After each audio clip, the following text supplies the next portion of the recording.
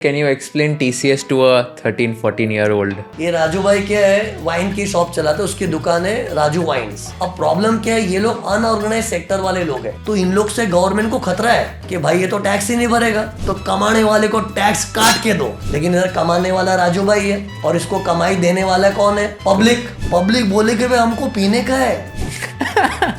तो गवर्नमेंट ने बोला चलो राजू भाई के सप्लायर लोग होंगे तो उसको जितने में भी सप्लाई करेगा ना 1% एक्स्ट्रा ले ले, और सप्लायर जब ये करेगा तो उसको बोलते हैं टैक्स कलेक्टेड एट सोर्स। आपने एक दिन में मैक्सिमम कितने नंबर ऑफ आवर्स स्टडी किया होगा? तो मैं तो लिटरली एक घंटा सो के एग्जाम दे के आता था। 1 घंटा Full सो day। के? तो आप बोल रहे हो आपने 6 दिन सिर्फ 1 घंटे ही सोए पर नाइट? लिटरली 1 घंटा 1.5 घंटा। बाप रे। सीए कर लिया, देन आपको काफी सारे लेटर्स भी आने लग गए। इसमें कभी लव लेटर आया था आपको सीए बनने के बाद? लव लेटर हो गया, सी लव का तो ऐसा है ना, देखो मुझे भी, मैंने बहुत ट्राई मारा था, मैं ऐसे नहीं बोल रहा हूँ, लेकिन क्या है किसी ने भाव दिया नहीं। लेकिन जैसे ही मेरी सीए की डिग्री आई, सामने से ऑफर आया, जो मेरी करंट वाइफ है, करंट वाइफ मतलब हमेशा से वही वाइफ है, सॉरी टू से। तो तब मुझे लगा यार हर चीज का टाइम होता है, लेकिन first deserve then desire. Wow. What do you think made your teaching style unique? तो मेरा मेथड ऐसा था, कोई चीज को पढ़ा दिया फिर मैं उसको डिक्टेट करता था। उन दिनों में I felt I was a Pioneer, मतलब कलर सिस्टम ही नहीं था, लोग मजाक उड़ाते थे, ये क्या तो रेड पेन वगैरह बच्चों से मंगवाता है। मेरा कीवर्ड है जो मेरे स्टूडेंट जानते हैं, बड़म बजो मतलब books, documents, money, Boolean, jewellery, ये सब की तलाशी लेने आते हैं। ये इनकम फ्रॉम बिजनेस, ये तो हर बच्चा जानता है, फेमस टॉपिक है PGPP, राइट। तो ऐसे कीवर्ड जगह जगह भी यूज करता हूँ, ऐसे कीवर्ड। और सी आई बिलीव कि मैं अगर अच्छी हैंडराइटिंग में लिखूंगा तो उससे विजुअल इफेक्ट होता है। आधा रिटेंशन इज विजुअल मेमोरी। कि आपके हिसाब से ICI को आप क्या रेकमेंड करना चाहोगे कि ये चेंजेस होने चाहिए कोर्स में, so that students also have a bright future, bright career ahead? See regarding ICI I would से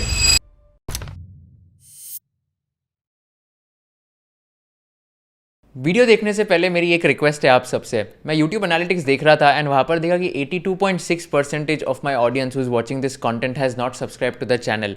अगर मैंने आपको थोड़ी सी भी वैल्यू प्रोवाइड की होगी एंड आपको अगर कंटेंट बहुत अच्छा लग रहा है, I request all of you to please hit the subscribe button so that we can bring you the best quality of guest and give you the maximum value possible. Thank you so much for subscribing to our channel and enjoy this entire episode of conversation with Kushal. Shri sir, welcome to conversation with Kushal. कैसे हो आप? मैं अच्छा हूँ, आप भी अच्छे हो? यस एकदम बढ़िया। थैंक यू सो मच आप आए पॉडकास्ट पे एंड बहुत मज़ा आएगा आपसे बात करके, आपके टीचिंग के डेज़ की बात करेंगे एंड डायरेक्ट टैक्स में कैसे आपने इम्पैक्ट लाया एंड ऑफकोर्स अर्ली चाइल्डहुड की भी बात करेंगे। तो ये काफ़ी इंटरेस्टिंग कॉन्वर्सेशन होगा। I am excited for this. Yes I am too. Yes awesome. तो चलो आपके चाइल्डहुड की बात करते हैं। तो आप CA के पहले ऑफकोर्स चाइल्डहुड में जब आप स्कूल में जाते थे, जब आप कॉलेज में जाते थे, तब आप कैसे थे and how was your entire childhood experience? See childhood तो पता नहीं कैसे गया, इट्स लाइक मैं एक सादा एवरेज बच्चा था, मतलब ऐसा कोई पढ़ाई का इंक्लिनेशन ऐसा कुछ नहीं, बस खेलने कूदने का शौक था। बस शाम का टाइम हो गया, खेलने चले और क्रिकेट खेलो बच्चों के फ्रेंड्स लोग के साथ, है ना। हम लोग के टाइम में वो गोटी वगैरह खेलते थे, वो सब खेलना, है ना। बस ऑल आउटडोर गेम्स, मतलब वो हम लोग के टाइम मोबाइल वगैरह था ही नहीं, तो जितना आउटडोर खेलना खेलते थे। और बस घर में डांट भी पड़ती थी, घर में एक लिमिट होती थी कि शाम को 6:30 बजे 7 बजे, मतलब मंदिर में घंटी बजती थी तो अलार्म होता था, उसके पहले पहुंचना ही है। तो लेट आते थे तो पनिशमेंट मिलते, कभी खाना नहीं मिलता था, ये नहीं मिलता था, मतलब बस वो खेल कूद के ही दिन थे। और पढ़ाई मतलब ठीक है चल रही है, प्रोसेस है, स्कूल जा रहे हो रहा है। एक एवरेज बच्चा था, क्लास में काफ़ी होशियार बच्चे थे, लेकिन मैं एक सादा एवरेज बच्चे की तरह बस रहता था, है ना। कभी ऐसा सोचा भी नहीं कि स्कोर करूँ, टॉप करूँ, ठीक है पढ़ाई बस इंसिडेंटली गोइंग ऑन, बस खेलना कूदना ही एजेंडा रहता था। बट बाद में क्या, जैसे जैसे उम्र बढ़ी, जैसे 9th आया, 10th स्टैंडर्ड आया, तो 10th स्टैंडर्ड में लोगों ने हवा मचा दिया, नहीं 10th में तो अच्छे परसेंटेज आने चाहिए, अच्छी कॉलेज नहीं मिलेगी, अच्छी स्ट्रीम नहीं मिलेगी, तो साइकोलॉजिकली वो आ गया, नहीं कुछ तो करना पड़ेगा, कुछ तो करना पड़ेगा, नाउ इट्स हाई टाइम। तो बस 10th में जो बच्चों को जैसी पढ़ाई करनी चाहिए सिंसियरली पढ़ाई की, एंड फिर बाद में सडनली 10th स्टैंडर्ड में मुझे मेरे वक्त 81% आया। और उस वक्त ये कब की बात है, 91 की। और उस वक्त 81% आना मतलब बहुत बड़ी बात थी, क्योंकि महाराष्ट्र का टॉपर उसका ही 87% था। तो मुझे 81 आया तो मुझे लगा भाई मैंने बहुत बड़ी चीज़ कर दी यार। तो मतलब वो एक अलग ही एक्साइटमेंट था। अब लगा यार अभी तो कुछ तो करना पड़ेगा ना यार, अभी तो परसेंटेज भी आ गए। तो तब मेरे लिए वो लाइफ का एक टर्निंग पॉइंट था, क्योंकि उसके पहले हमेशा मैंने 65-66% ऐसा स्कोर किया है, मतलब 70 जैसी चीज़ भी नहीं देखी थी। और सडनली 10th ग्रेड में 81% आ गया, तो मेरे लिए बहुत बड़ी अचीवमेंट थी। Means I am so grateful to my family members and everyone that they pushed me, अभी 10th में करना पड़ेगा। तो जो भी I am so happy that वो मेरा टर्निंग पॉइंट आया। नहीं तो अगर 10th में भी मेरे सादे परसेंटेज आते हैं तो I don't know where I would have been, but वो टर्निंग पॉइंट था। एंड फिर बाद में स्ट्रीम चूज़ करनी है, क्या करो, 10th में 81% है, कुछ तो करना ही है। और कॉमर्स वगैरह को क्या है, कोई भी ऐसा अट्रैक्टिव फील्ड नहीं मानता था। कॉमर्स कौन करे, कॉमर्स तो क्या है जो नहीं पढ़ने वाले बच्चे करते हैं, ऐसी मेंटालिटी हुआ करती थी। और इंजीनियरिंग एक अट्रैक्टिव कोर्स होता था, इंजीनियरिंग लो, साइंस लो। और साइंस में मैंने क्या सो अभी 2 साल साइंस करो, उससे तो डायरेक्ट इंजीनियरिंग में एंट्री ले लो। डायरेक्ट इंजीनियरिंग मतलब डिप्लोमा करके था। तो हम लोग के यहाँ पे एक फादर एग्नेल कॉलेज थी बांद्रा में, तो मुझे ऐसा था बस बांद्रा एरिया में जाना है, अच्छा क्राउड होगा, अच्छी लोकेलिटी होगी, अच्छा लोग, फ्रेंड सर्कल अच्छा मिलेगा, पॉश एरिया माना जाता है। तो मैंने सोचा बस फादर एग्नेल में जाना है। अब इंजीनियरिंग का एबीसीडी पता नहीं कि इंजीनियर क्या करता है, कुछ करता है कि नहीं, कुछ पता नहीं, what is the scope in life, क्योंकि वो टाइम इतनी इन्फॉर्मेशन अवेलेबल नहीं थी। बस इंजीनियरिंग वर्ड से अट्रैक्ट होके बस मुझे वही करना है। तो मैंने कहीं पर भी ट्राई नहीं किया, एक ही कॉलेज में ट्राई किया, फादर एग्नेल कॉलेज, और उधर एडमिशन क्लोज हो गया 82% पे, और मैं था 81%, 1% रह गया। और मैंने सोचा यार वहाँ तो मिल ही जाएगा, मिला नहीं। और ऐसा बैड लक के इंजीनियरिंग के एडमिशन की जो लिस्ट होती है वो सबसे लास्ट में लगती है, और तब तक सब कॉमर्स कॉलेजेस चालू हो जाती है। तो मैं तो कहीं का नहीं रहा। और ठीक है, उस वक्त लोग बोलते थे डोनेशन देके काम हो जाएगा, ये हो जाएगा, लेकिन वो टाइम 50,000 डोनेशन की बात हो रही थी, और मैं एक मिडिल क्लास फैमिली से था। तो मेरे पापा के लिए उस वक्त के टाइम 50,000 देना एक बहुत बड़ी रकम थी। It is 1991। तो हम लोग सुना है डोनेशन वोनेशन तो नहीं देना है, अगर नहीं मिल रहा है तो ठीक है कुछ और करेंगे, बट कुछ और क्या करेंगे, सब कॉलेज स्टार्ट हो गई। ओके, फिर बाद में मेरे पापा ने मुझे कन्विंस किया कॉमर्स ले लिए, कर दे। तो मुझे 0% मन था कॉमर्स तो लेना ही नहीं है, बट बोला अभी क्या ऑप्शन है, कोई ऑप्शन ही नहीं है। एक दो चार्टेड अकाउंटेंट लोग से मिलवाया, उन्होंने थोड़ा मोटिवेट किया, सीए कर सकते, ये कर सकते, वो कर सकते, कैसे तैसे करके कॉमर्स में एडमिशन लिया। और कॉमर्स में मुंबई में टॉप कॉलेज जिसमें एनएम कॉलेज हुआ करती थी, एनएम कॉलेज में भी मुझे आराम से एडमिशन मिल सकता था, लेकिन कॉलेज स्टार्ट हो गई तो मुझे वहाँ की एक लोकल कॉलेज में एडमिशन लेके कॉम्प्रोमाइज़ करना पड़ा। और अपने आप को ऐसे कन्विंस किया चलो कोई बात नहीं, 11th स्टैंडर्ड के बाद हम लोग जब नेक्स्ट ईयर जाएंगे तब कॉलेज चेंज कर लूँगा, उस वक्त कर लूँ, कैसे तैसे करे। घर वालों ने मनाया, मैंने अपने आप को मना लिया, और ऐसी कॉलेज में एडमिशन लिया जहाँ कट ऑफ 65% था और मेरा था 81। लोग मजाक उड़ा रहे थे, तो पागल है कि कॉलेज में एडमिशन लिया। अब किस किस को कहानी बताऊं कि मैं इंजीनियरिंग के भरोसे बैठा था और अल्टीमेटली सब कॉलेज शुरू हो गई, तो इधर मुझे कॉम्प्रोमाइज़ करना पड़ा। बट ठीक है, कर लिया। बट क्या लकीली ग्रेड 11 में इतने अच्छे फ्रेंड सर्कल मिल गए, दोस्त यार मिल गए, और उस वक्त डांसिंग का मेरा पैशन था, डांस म्यूज़िक। तो Ganesh Hegde is a ace choreographer, वो बॉलीवुड मूवीज़ में भी कोरियोग्राफी करता है। गणेश हेगड़े ऋतिक रोशन का कोरियोग्राफर है वो। तो उसके साथ, वो हम लोग के कॉलेज का ही था, तो उसके साथ डांस वांस करना चालू किया। उससे मैंने वेस्टर्न डांस वगैरह सीखा, ये किया। तो वो डांस वांस में इतना घुल मिल गया ना कि मतलब ये सब चीज़ भूल ही गया मैं। फ्रेंड सर्कल मिल गए, अच्छा पैशन मिल गया, म्यूज़िक डांस। उन दिनों में रैप्स नए नए आए थे, ये 90s की बात है। रैप्स का एक नया कल्चर आया था, तो रैप लिखने का शौक आया, रैप्स लिखता था, ये करता था। इंटर कॉलेजिएट कॉम्पिटिशन में पार्टिसिपेट किया, फर्स्ट प्राइज़ भी मिला था। हमारे यहाँ पे एक इंटर कॉलेजिएट कॉम्पिटिशन उस टाइम बहुत हुआ करती थी, एक लालास कॉलेज थी, वहाँ पे एक रॉन्डेवू फंक्शन था, रॉन्डेवू। तो उधर में हम लोग ने पार्टिसिपेट किया, मैं और मेरे 2 फ्रेंड्स। उसमें रैप कॉम्पिटिशन में फर्स्ट प्राइज़ मिल गया। मतलब ये सब चीज़ों ने मुझे क्या भुला दिया कि मैं कोई लोकल कॉलेज में कॉमर्स लेके बैठा हूँ। और I was enjoying my life. 2 साल तबीयत से मज़ा किया मैंने, 11th और 12th। और मैंने कॉलेज चेंज करने का आइडिया छोड़ो, जान दो, ठीक है जो कॉलेज में अभी काम चला लेते। तो फिर बाद में जैसे ही 12th स्टैंडर्ड आया, उन दिनों में सीए कोर्स के बारे में नया नया सुनने में आया था। ओके, और सीए कोर्स के बारे में लोगों ने बोला अभी सीए का कोर्स अभी 12th के बाद भी चालू कर सकते हैं। और 12th के बाद चालू करने की नई चीज़ आई थी सडनली। तो मैंने बोला यार कुछ इंजीनियरिंग तो मिला नहीं, अभी कॉमर्स का एक सादा ग्रेजुएट बन के तो मतलब नहीं है। ओके, फिर बाद में क्या है, ट्वेल्थ स्टैंडर्ड में जब आया तो उस वक्त क्या है, सीए के कोर्स के बारे में सुनने आया कि सीए का कोर्स अभी ट्वेल्थ के बाद भी कर सकते हैं, क्योंकि up till then it was a situation के मतलब बच्चे को सीए करना है तो ग्रेजुएट होने के बाद ही कर सकता है। और 1993 में फर्स्ट टाइम आईसीएआई ने अनाउंस किया था कि ट्वेल्थ के बाद भी कर सकते हैं, और मेरा 93 में ट्वेल्थ स्टैंडर्ड था, तो मैंने बोला चलो क्यों ना सीए करते, कुछ तो लाइफ में करना ही पड़ेगा, तो सीए ज्वाइन कर लिया। अब सीए ज्वाइन तो कर लिया, अब जून 94 में मेरी सीए फाउंडेशन की एग्ज़ाम ड्यू हुई। अब लोगों ने मुझे डिस्करेज करना चालू कर दिया कि भाई तू तो मैथ्स लिया ही नहीं था, और मैंने ग्रेड 11 12 में मैथ्स क्यों नहीं लिया, क्योंकि मुझे कॉलेज के मज़े लेने थे, मैथ्स वैथ्स का टेंशन नहीं चाहिए था। और क्योंकि उस वक्त क्या कॉलेजेस के क्रेज़ बहुत होते थे, कॉलेज में जाना, ये करना, अलग अलग सेलिब्रेशन होते थे, इंटर कॉलेज फंक्शन वगैरह। आजकल इतना कॉलेज का वो रहा नहीं, ठीक है रूटीन चीज़ बन गया है, लेकिन हमारे टाइम पे कॉलेज मतलब मज़ा करना है बस। तो बिकॉज मुझे मज़ा करना था तो मैंने मैथ्स वैथ्स लिया नहीं। अब सडनली सीए में मैथ्स आ गया तो लोगों ने मुझे डिस्करेज किया, कितने लोगों ने तो बोला कि भाई तू मैथ्स नहीं लिया ना, सीए नहीं हो पाएगा। सीधा स्टेटमेंट दे दिया कि सीए नहीं कर पाएगा, क्योंकि सीए करने के लिए मैथ्स तो फाउंडेशन में चाहिए। तो मैं बोला यार ये तो कोई ऐसे थोड़ी है, करना चाहे तो कर ही सकते हैं ना। तो मैंने उसको थोड़ा डर तो गया, लेकिन उसको चैलेंज की तरह लिया। हम लोग के यहाँ पे कोचिंग क्लासेस हुआ करती थी, स्कॉलर ट्यूटोरियल्स, तो उधर मैं रिलीजियसली फाउंडेशन के लेक्चर अटेंड करता था। जो मैथ्स में पढ़ा है घर में उसको सिंपली डुप्लीकेट करता था, सेम टू सेम चीज़ रिवाइज करो, डुप्लीकेट करो, अपनी खुद की नोटबुक बना के रिलीजियसली करते गया। फर्स्ट अटेम्प्ट में पास सीए फाउंडेशन।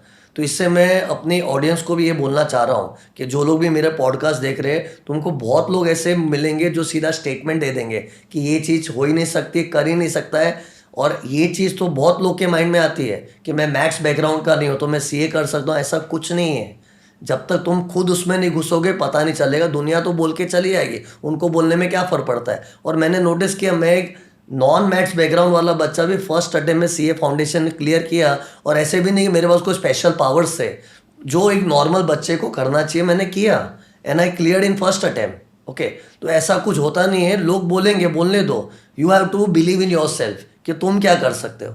तो वैसे मैंने सीए फाउंडेशन क्लियर कर दिया। ओके, तो सीए फाउंडेशन की जर्नी में मेरा सबसे बड़ा लर्निंग ये था कि दुनिया तुमको पीछे से खींचेगी, लोग तुमको अलग अलग चीज़ बोलेंगे, they will pass judgments, but you have to believe in yourself. अगर तुमको लगता है कि तुमको करना है तो कर सकते हैं। वो बोलते हैं ना, अगर कोई चीज़ करनी है तो कर सकता है कोई, मतलब कोई रीज़न आड़े नहीं आएगा। नहीं करनी है तो 100 चीज़ें, 100 बहाने बन सकते हैं। करना है तो कोई रीज़न आड़े नहीं आएगा। तो मुझे करना तो कर लिया। और मेरे लिए करना मैंडेटरी था, क्योंकि इंजीनियरिंग का जो ख्वाब देख के बैठा है, इंजीनियरिंग छोड़ के कॉमर्स में आया तो मैं एक सादा ग्रेजुएट नहीं बन सकता हूँ, मुझे कुछ तो लाइफ में करना ही है। तो वो करके मैंने फर्स्ट अटेम्प्ट में क्लियर कर दिया। सो एक बात बताओ, इसमें थोड़ा पीछे जाते वापस सीए के पहले, तो आपने बताया कि इंजीनियरिंग कॉलेज में आपने एडमिशन लेने का ट्राई किया, बट देन नहीं हुआ तो आप कॉमर्स में चले गए। Now how difficult it is for a person to switch from a like mindset कि ओके मुझे साइंस करना था एंड अभी कॉमर्स करना है। तो क्योंकि अगर होता तो मुझे तो एकदम ऐसा लगता है कि अभी कॉमर्स भी नहीं करना है, मतलब it's like the end of the life ऐसे टाइप कि यार इंजीनियरिंग तो मिला ही नहीं। तो आपने फिर वो टाइम आप कैसे मोटिवेटेड थे? मेरे लिए भी सच में वो एंड ऑफ द लाइफ जैसा ही था। मतलब इंजीनियर में लिटरली, ठीक है, वो टाइम डिप्रेशन क्या था पता नहीं, बट आई वॉज सैड। एक बच्चे लोग सैड हो सकते, काफ़ी टाइम तक सैड था। ये खाली क्या, मुझे दोस्त यार जो मिल गए उससे थोड़ा क्या माइंड थोड़ा चेंज हो गया, मैं भूल गया। लेकिन वो बहुत मेरे लिए बड़ा सेटबैक था। और सबसे बड़ा तो ह्यूमिलेटिंग पोजीशन कि इतने अच्छे परसेंटेज आके मैं लोकल कॉलेज में एडमिशन ले रहा हूँ, और स्पेशली मेरा जो इंजीनियरिंग का वो ड्रीम था वो रह गया। बट एक्चुअली स्पीकिंग, इंजीनियरिंग का ड्रीम वो बच्चों का ड्रीम ऐसा ड्रीम था ना कि उसको रियल ड्रीम नहीं बोल सकते। बिकॉज ड्रीम वो होता है जिसके बारे में तुम्हें पता है, मुझे कुछ पता नहीं था, बस सुना है इंजीनियरिंग करना है, तो उसका डिसअपॉइंटमेंट था। ऐसे नहीं कि मैंने अपने कुछ अब प्लान्स बना के रखे थे, इंजीनियर बन के ये करूँगा, कुछ पता ही नहीं था ABCD उसके बारे में, बट डिसअपॉइंटमेंट थी। लेकिन वही दोस्त यारों से मिलके थोड़ा बहुत भूल गया वो चीज़ को। और भूलने के बाद जब लकीली उन दिनों में सीए स्टार्ट हो गया तो बाद में अपने आप को मैंने अडेप्ट कर लिया। बिकॉज सी बचपन से मेरा ऐसा है कि अगर कोई चीज़ को चेंज कर सकते हो तो करो, नहीं कर सकते तो एक्सेप्ट करो। वो चीज़ पहले से अंदर से इनबिल्ट है।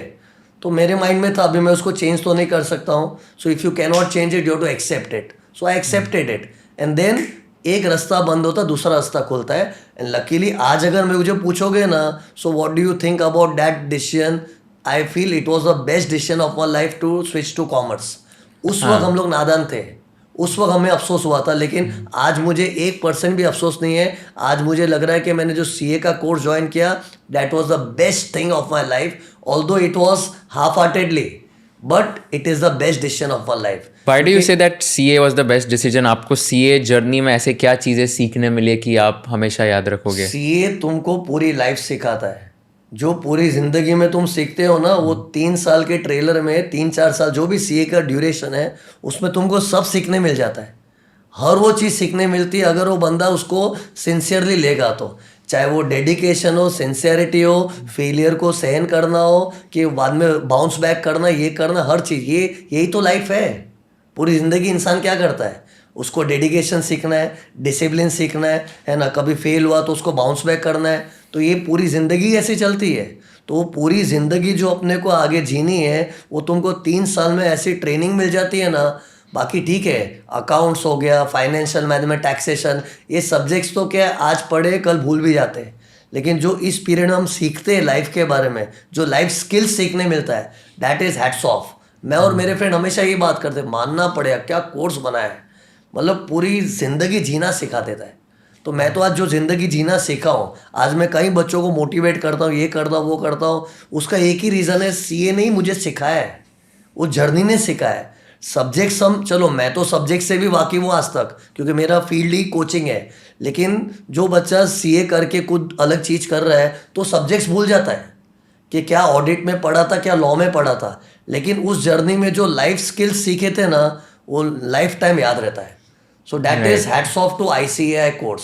ओके, नो डाउट दूसरे कोर्सेज में भी वो होगा, लेकिन मैंने तो ये एक्सपीरियंस किया है. तो that is the biggest thing I learn in my life through my CA journey. I completely resonate with you. तो मैं भी अगर मतलब मैं मेरी स्टोरी भी शेयर करता हूँ, तो जो पूरा articleship plus intermediate plus final जो पूरा फेज था, that journey taught me to balance my academic life and professional life at a very young age. तो I started my articleship when I was 18, and 18 की उम्र में जब आपको पूरा एक्सपीरियंस मिलता है कि आप क्लासेस सुबह 6 से 10 क्लास में जाओ, 7 से 10 क्लास में जाओ, उसके बाद तुरंत लोकल ट्रेन पकड़ो, ऑफिस में जाओ 11 बजे, थोड़ी डांट खाओ बिकॉज लेट आए ऑफिस में, 8 साढ़े 8 बजे तक काम करो, उसके बाद रिवाइज करो जो क्लास में पढ़ा है, एंड देन सो जाओ. मतलब this entire thing teaches you how to become an overall allrounder kind of a person, कि तुम लोग सब मैनेज करना सीख जाते हो, which I think no other course does, because ये जो प्रैक्टिकल ट्रेनिंग का कॉन्सेप्ट है, I think it is lacking in most of the courses. So I completely resonate with you when you say कि CA journey में काफ़ी सीखने को मिला.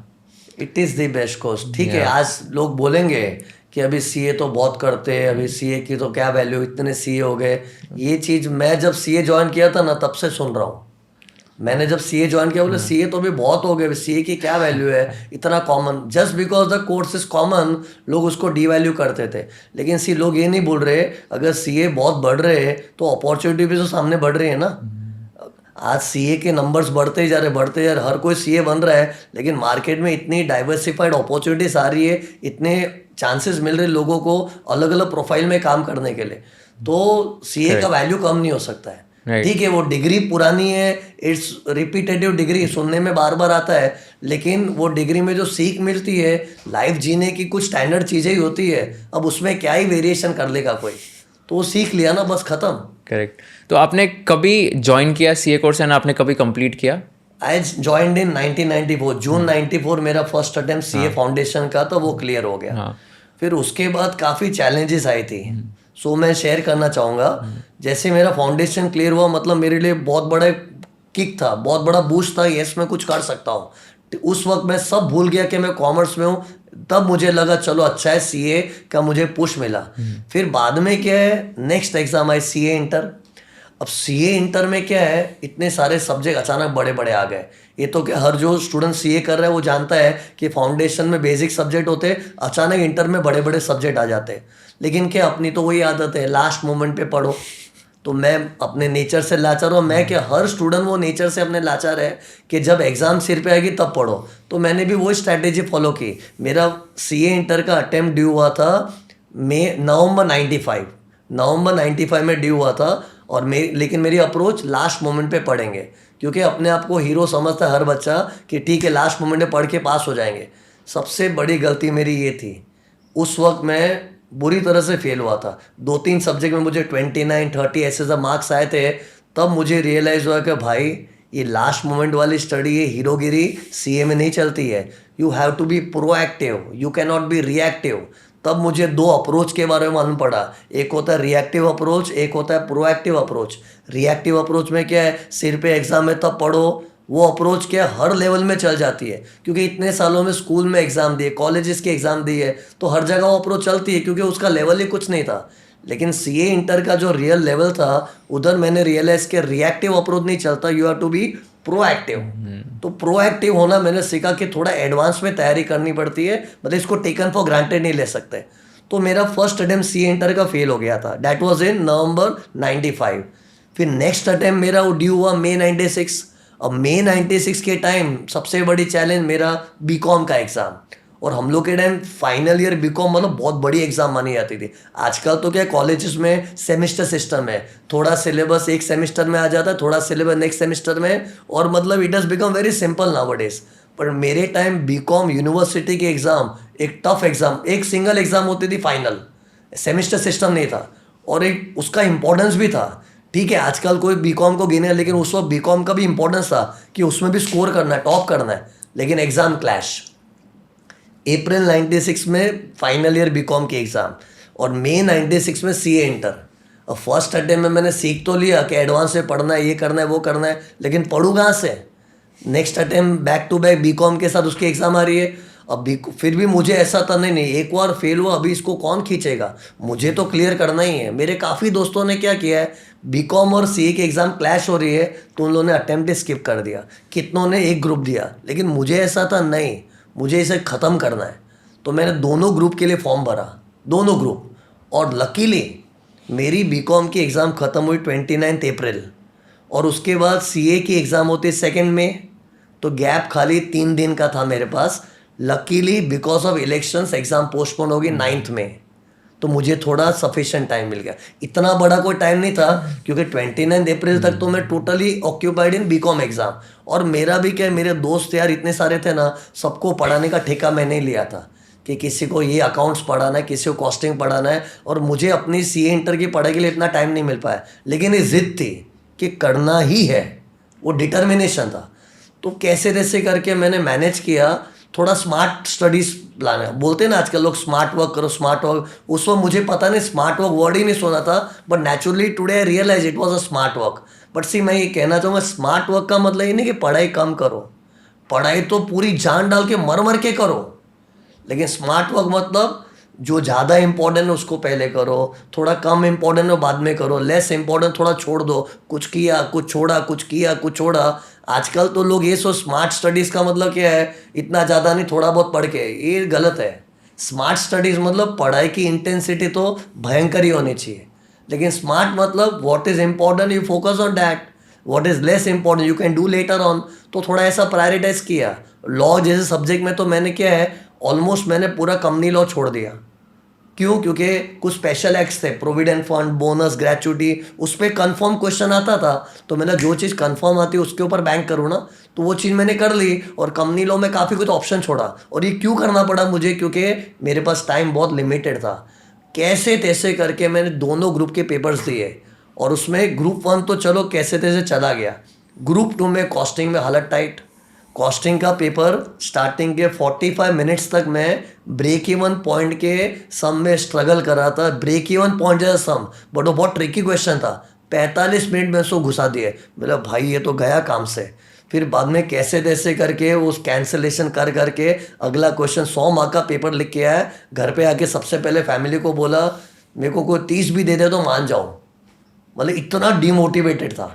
पर ठीक है, कैसे तैसे करके मैंने बाकी के जो पेपर थे एकदम हाफ हार्टेडली दिया। उस वक्त ऐसे लगा भी क्या मतलब है देखे, लेकिन उस वक्त ऐसा माहौल नहीं था। आजकल तो बच्चे क्या, एक पेपर बिगड़ा छोड़ देते, लेकिन हम लोग के टाइम ऐसा नहीं था। एग्ज़ाम तो देनी है ना भाई, क्यों नहीं, एग्ज़ाम थोड़ी छोड़ सकते, वो माइंड में कभी आया ही नहीं। तो ठीक है, बेमन से दिया, लेकिन बाकी के पेपर कैसे तैसे दे के आया विदाउट एनी होप्स कि मैं पास होऊंगा। लेकिन लकीली मेरा रिजल्ट आया ऐसा .50%। ग्रुप 1 151, ग्रुप 2 149, 1 मार्क का सेट ऑफ। ग्रुप 1 में 151, उसमें भी लॉ में 40 मार्क, और वो 40 का मेरा 39 हो जाता तो 151, as you know 150 marks is the passing marks, तो 151 का 150 हो जाता और वो 1 मार्क का सेट ऑफ रह जाता। डॉट 50%, 151, 149, ये रियली लक था। बट अभी लोग बोले लक है, but see luck will work only if there is hard work, है ना। रिस्क तो लेना ही पड़ता है ना। उस वक्त मैंने सोचा रिस्क तो लेना ही है, बट रिस्क भी ऐसा लो, रिस्क विद फुल इश्क। ऐसा नहीं खाली रिस्क ले लिया चलो ट्राई मारते रहे, रिस्क भी ऐसा लिया कि पूरी जान डाल के। रिस्की था, कुछ छोड़ना, कितनी चीजें मैंने छोड़ी थी, लेकिन ये रिस्क भी ऐसा था कि पूरी जान डाल के। Smart studies but subject to hard work, risk लेना बट सब्जेक्ट टू पूरी जान डालना। ऐसे नहीं खाली रिस्क ले लो रिवॉर्ड मिल जाएगा। तो ऐसा पूरा किया ना बाद में। उस वक्त मैंने सीखा भाई अगर तू ठान लेगा ना, तू तेरा बेस्ट कर, you do the best, God will do the rest. ये चीज़ मैंने सीखी। तब से मैं हर बच्चों को आज तक यही बोलता हूँ, तू तेरा बेस्ट करना। तुझे बहुत बार इस सिचुएशन मिलेगी, एक लिमिटेड दायरे में तुझे परफॉर्म करना है, तो ठीक है, you can not change the circumstance but you can change your intensity of hard work. तो पूरी जान डाल दो। और यू डू दी बेस्ट मतलब तेरे से अगर 100 में से 80 चीज़ हो रही, 80 कर, बाकी का ऊपर वाला संभालेगा, लेकिन तुझे वो करना पड़ेगा। तो you do the best and God will do the rest. फिर इसके बाद तो मैं पूरा सीख लिया था भाई, लास्ट मोमेंट में पढ़ाई नहीं करना चाहिए, क्योंकि लास्ट मोमेंट में पढ़ाई करे, फर्स्ट अटेम्प्ट तो फेल हुआ ही, सेकेंड अटेम्प्ट भगवान ने मुझे बचा लिया, because of do the best God will do the rest. And then final तक तो मैं पूरा तैयार था कि भाई सीए के एग्जाम में मजाक नहीं चल रहा है, थोड़ा एडवांस पे पढ़ना पड़ता है। 5 महीने की लीव ली बॉस को रिक्वेस्ट करके। आजकल 5 महीने की लीव मिल जाती है, लेकिन हम लोग के टाइम आर्टिकलशिप में 3 महीने से ज़्यादा कोई भी लीव नहीं देता था। तो मैंने बहुत रिक्वेस्ट की सर को, प्लीज़ मुझे कैसे भी करके यहाँ वहाँ से इन्फ्लुएंस लगा के 5 महीने की छुट्टी ली, और जो बच्चे को पढ़ना चाहिए वैसा तबीयत से पढ़ाई की, और जो करना था किया। फर्स्ट अटेम्प्ट में फाइनल क्लियर, और फाइनल क्लियर, और उसमें हमारे टाइम रिजल्ट कैसे आता था, रिजल्ट ऑनलाइन थोड़ी था, इंस्टीट्यूट में जाओ। मैं रहता था मलाड में, और सीए इंस्टीट्यूट उस वक्त खाली चर्च गेट में हुआ करती थी, तो लोकल ट्रेन में ट्रैवल किया, भगवान का नाम लेते लेते कुछ हो जाए कुछ हो जाए। 11 जैन 98 था, फाइनल की एग्ज़ाम थी नवंबर 97, तो रिजल्ट के लिए मैं इंस्टीट्यूट तक ट्रैवल करके गया। एंड फिर बाद में उतना बड़ा क्राउड था, सब एक दूसरे के ऊपर चढ़ के ऊपर, वो बोर्ड के ऊपर रिजल्ट डिस्प्ले होता था। तो जैसे फिल्मों में आजकल दिखाते हैं सब एक दूसरे के ऊपर चढ़ के अपना रिजल्ट देख रहे हैं, तो मैं भी घुस घुस के स्ट्रगल करके अंदर गया और देखा अपना नाम ढूंढ रहा था, शिरीष व्यास मिल जाए यार, शिरीष व्यास देखा, शिरीष व्यास तो दिख गया। अब चैलेंज ये था, बाजू में 1 ग्रुप लिखा है, 2 ग्रुप लिखा है कि बोथ ग्रुप लिखा है, तो नाम धीरे धीरे ऐसे पेन से अंडरलाइन करते करते लेके बोथ देख के खुशी के मैंने पागल हो गया। मतलब उस वक्त ऐसी फीलिंग है ना कि वाओ मैंने क्या चीज़ कर दी यार। कल तक मैं सादा स्टूडेंट था, आज मैं चार्टेड अकाउंटेंट हूँ। It was an amazing feeling. So trust में, मैं तो हर बच्चे को बोलना चाहता हूँ, तुम लोग इतना जो रोते हो ना पढ़ने के लिए, मत रो। उस वक्त जो डिग्री मिलेगी ना, लाइफ चेंजिंग हो जाएगा। मतलब ये डिग्री ऐसी नहीं कि अपने को थोड़े टाइम के लिए देखने मिली, ऐसे नहीं है, जिंदगी भर की अपनी अमानत है, लाइफ टाइम तुम्हारे साथ रहेगा। ऐसा थोड़ी डिग्री देके वापस ले ले, ऐसा थोड़ी कोई टेस्ट करने मिल रहा है which is a temporary feeling, it's a permanent feeling. और उस दिन मैं खुद ही ICI के वहाँ पे उसके कैंपस में बैठे बैठे सोच रहा था, यार कल तक मैं स्टूडेंट था, मेरे को कोई गिनता भी नहीं था, आज मैं CA हूँ। मतलब लाइफ चेंज हो गई थी।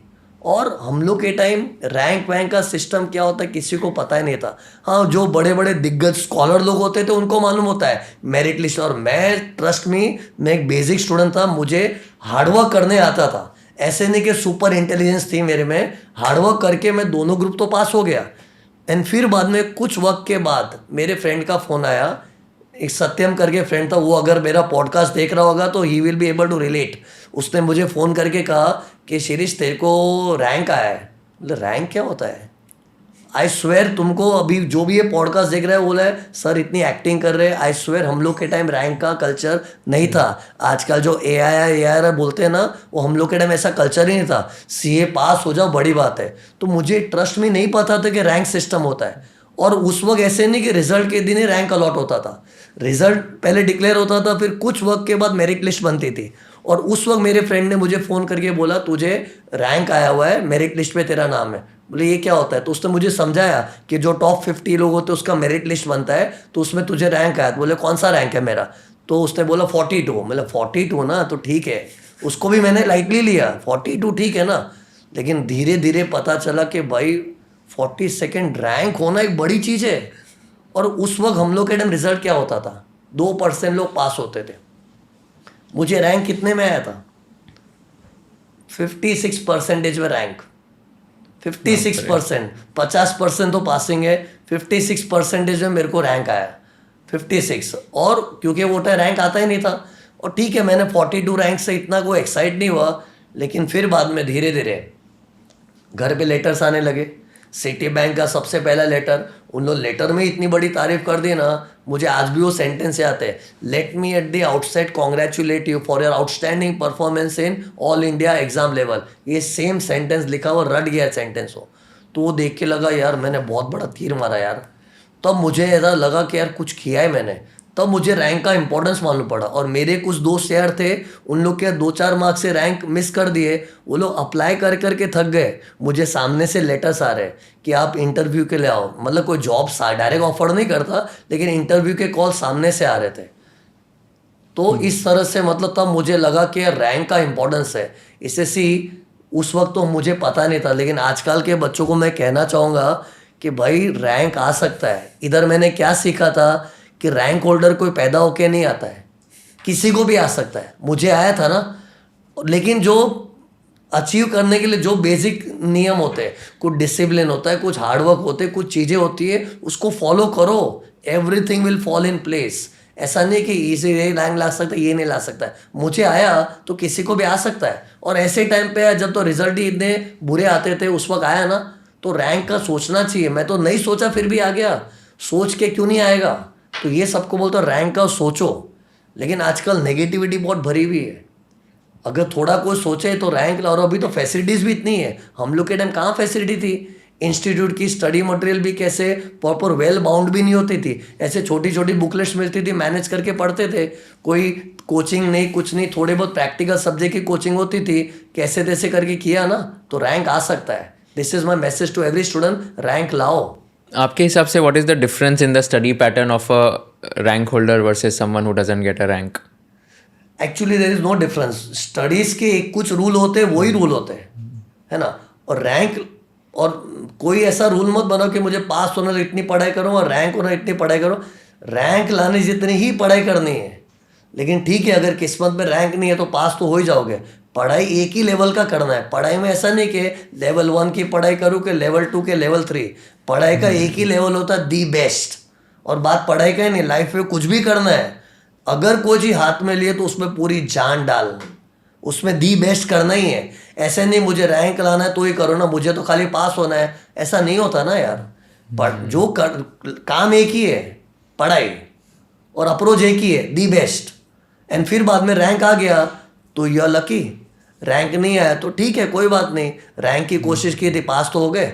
लेकिन वो बाद में लेवल गिरा गिरा के पढ़ाई करेंगे, उस कारण से तो फेलियर आता है। हर बच्चे को दी बेस्ट ही करना है। तो मुझे बहुत बार मैं बच्चों को स्टडी प्लान देता हूँ ना, तो मुझे बोलते हैं सर मुझे रैंक लाना। तो मेरे लिए ऐसा कोई प्लान है, कोई स्पेशल प्लान नहीं है, यही प्लान है।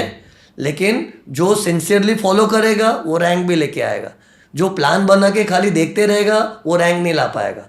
तो मेरा प्लान वही रहता है स्टडी प्लान का, ऐसे करना ऐसा करना। कुछ चीज़ें हैं उसका कोई एक्सेप्शन नहीं हो सकता है, चाहे ज़माना पुराना हो कि मॉडर्न ज़माना हो, कुछ चीज़ों का एक्सेप्शन नहीं है। लाइक एक डिसिप्लिन होता है, डेडिकेशन होता है, चीज़ें सैक्रिफाइस करना होता है, कुछ बेसिक चीज़ें, उसका कोई एक्सेप्शन ज़िंदगी में ना बना है ना बनेगा।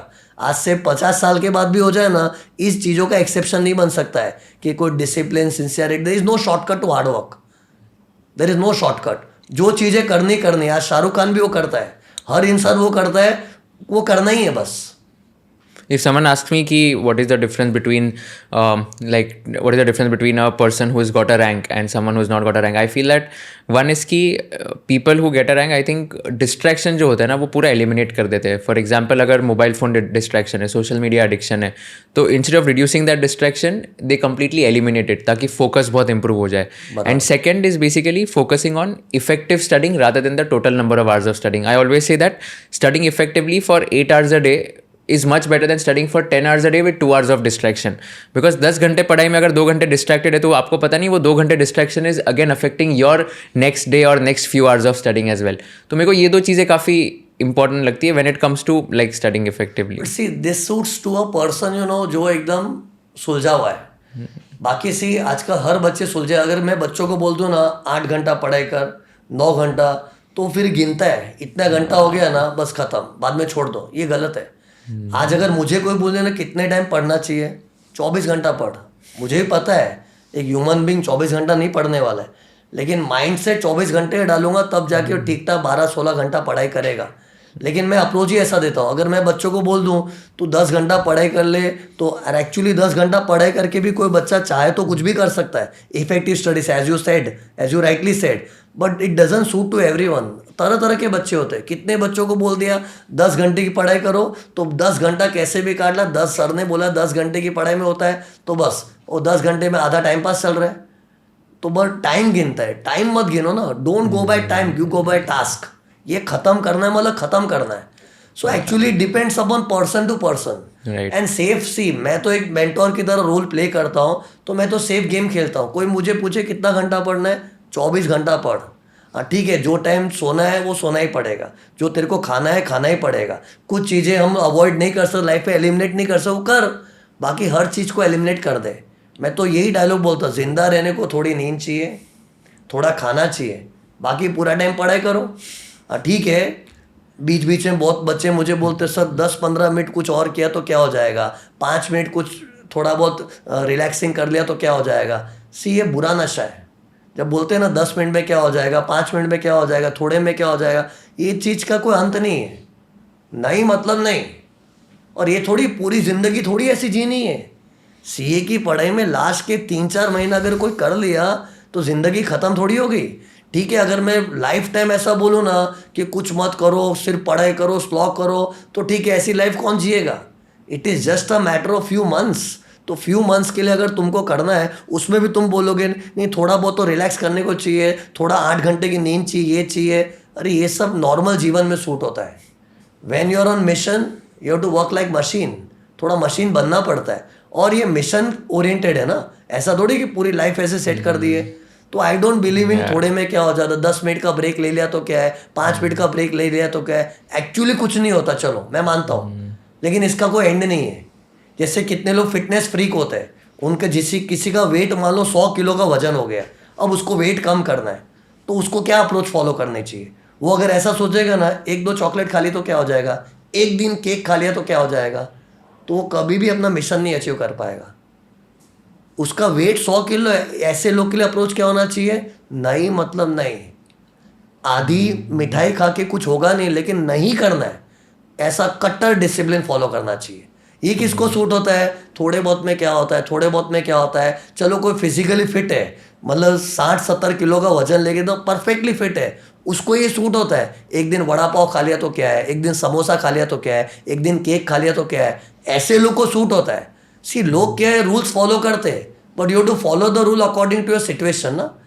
तो पढ़ाई में तो हर इंसान की हालत कैसी है, वो मोटा ही है. एक मोटे इंसान को कैसे करना चाहिए, 100 किलो का वजन है, कुछ भी नहीं टच करना, मीठे को टच भी नहीं करना है. तो वैसे पढ़ाई में हर बच्चे की हालत क्या ऐसी कमज़ोर होती है कि उस ऐसे बच्चे के लिए तो यही एडवाइजेबल है, कुछ करना ही नहीं है. 5 मिनट 10 मिनट कुछ डिस्ट्रैक्शन नहीं होना चाहिए, पूरा टाइम पढ़ाई में डाल. और let your body give up. You don't give up mentally. अपने क्या होता है, हम लोग माइंड से गिव अप कर लेते हैं, बस हो गया, अभी थोड़ा ब्रेक चाहिए. अरे करते हैं ना, वर्क लिमिटलेस. हाँ ठीक है, ऑब्वियसली कोई बच्चा एकदम सुलझा हुआ डेडिकेटेड सिंसियर बच्चा है ना, वो अगर ऐसा बोले ना 10 मिनट ब्रेक ले लिया, it will not affect me, he is focused. ऐसे लोग एक्सेप्शन है. बट ऐसा क्राउड आजकल कहाँ मिलता है, 20% 10% मिलता है. एक मेजर मास कैसा है, वो भटका हुआ रहता है. तो उनको तो यही बोलना पड़ता है 10 मिनट में क्या होगा, 5 कुछ नहीं करना. नहीं मतलब नहीं, एक जगह बैठा रहे, हिलने का नहीं. मैं बहुत बार ऐसे मेरे पोस्ट डालता हूँ इंस्टाग्राम वगैरह में, तो लोग बोलते हैं ऐसा नहीं, यू टू बी प्लान, मतलब थोड़ा स्लीप लो, ये करो. ये किसके लिए सूट होता है, जो बच्चा सुलझा हुआ है, he knows what is right what is wrong. ऐसे तो वीडियो लेक्चर भी अच्छा नहीं होता, लेकिन मेरा बच्चा वो वीडियो देख देख के IIT में एडमिशन ले चुका है, क्योंकि he knows what is to be done. तो ठीक है, दे आर एक्सेप्शन, बाकी हर कोई एक्सेप्शन नहीं होता ना। इससे I don't believe in limiting के इतना ही घंटा पढ़ाई करो, ये ब्रेक दे दो, ये करो, ये करो। That can suit to a person who is well disciplined and naturally सुलझा हुआ। करेक्ट।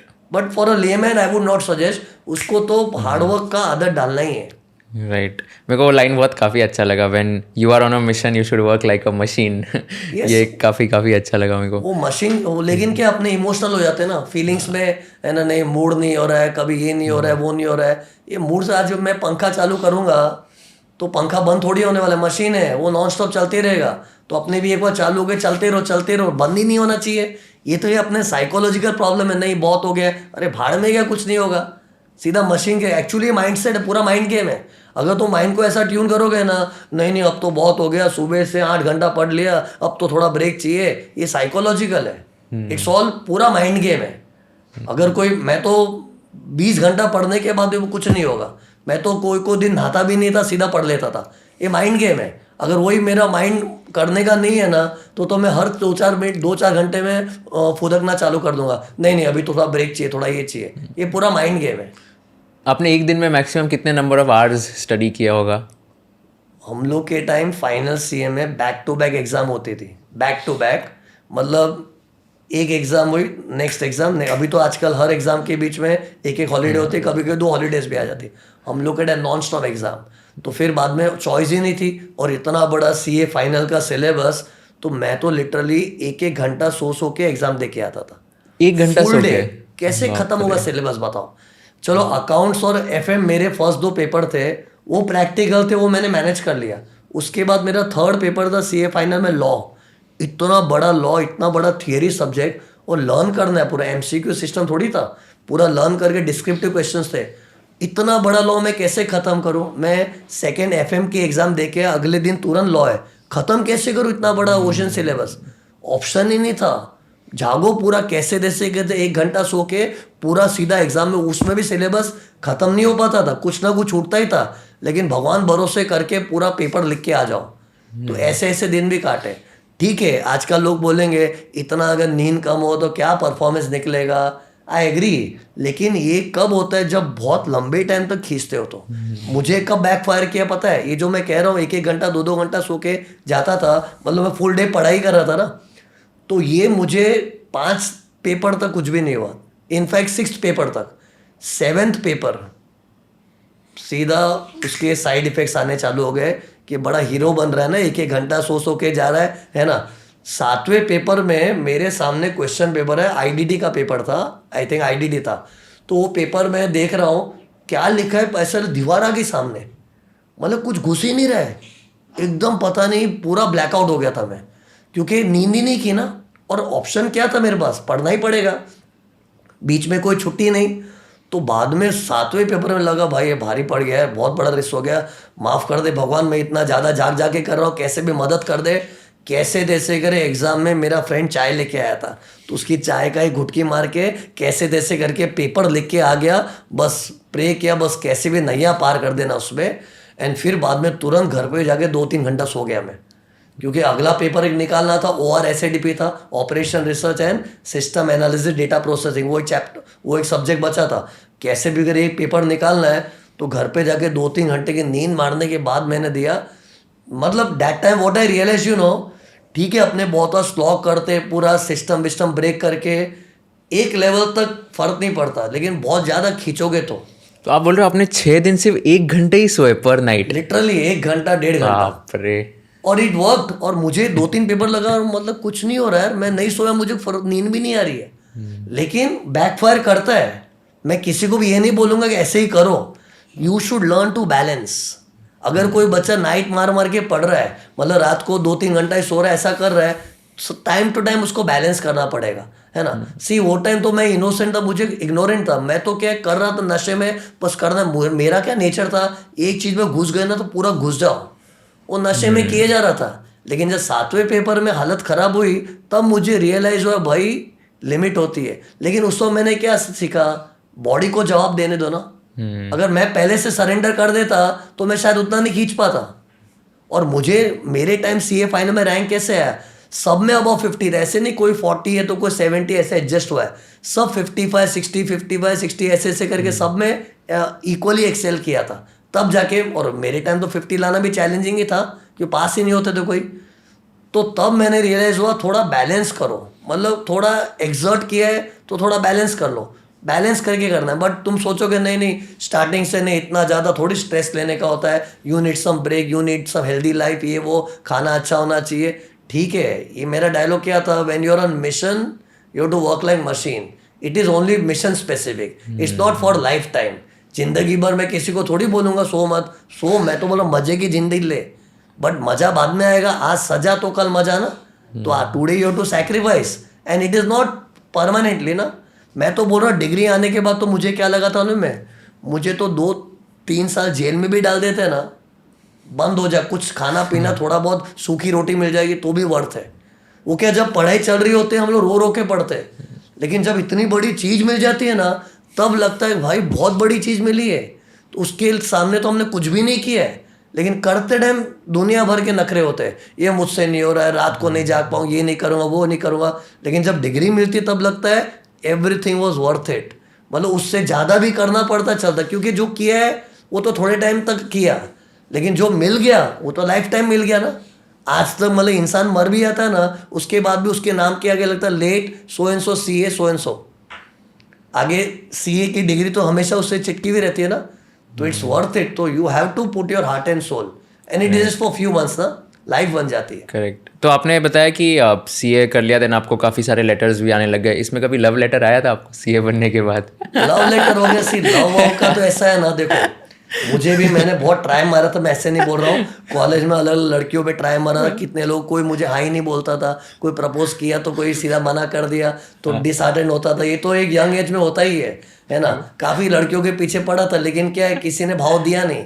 लेकिन क्या है, मैंने बोला छोड़ो ये सब अपने काम की चीज़ नहीं है, चुपचाप पढ़ाई करो, पढ़ाई कर करके टाइम निकाला। लेकिन जैसे ही मेरी CA की डिग्री आई 11 जन 98 को मेरा वो सक्सेस डे था, उसके बाद सामने से ऑफर आया, जो मेरी करंट वाइफ है, करंट वाइफ मतलब हमेशा से वही वाइफ है, सॉरी टू से।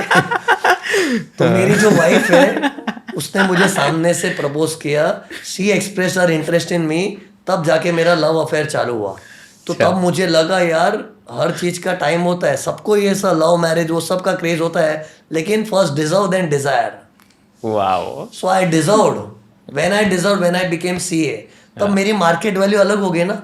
तब मैं कोई लड़की से इंट्रोड्यूस हो रहा हूँ तो मालूम पड़ता है CA, उसमें भी रैंक होल्डर है, और फिर बाद में बात करने में जो लड़कियों के साथ बात करने के चाहिए वो सब चीज़ें मैंने की है ना। ऐसे नहीं कि मैंने नहीं किया, और सामने से प्रपोजल आ गया, तो वो डिग्री का ये भी फायदा मिला। एंड फिर बाद में लव चला 2-3 साल, फिर बाद में शादी हो गई 2002 में, उस पर भी काफ़ी फिल्मी सीन हो गया था, लव मैरिज वगैरह हमारे में नहीं अलाउड, नहीं ये नहीं वो नहीं है, ठीक है, ऐसे लॉन्ग स्टोरी है वो। अच्छा, चलो उसके बारे में कभी और बात करेंगे। बट इसके बारे में बताओ, तो अभी जैसे आपने CA कंप्लीट किया, बहुत सारे लोग आज भी CA करने के बाद कभी जॉब में जाते, 2 साल 3 साल जॉब करते, उसके बाद खुद का कुछ चालू करने का सोचते हैं।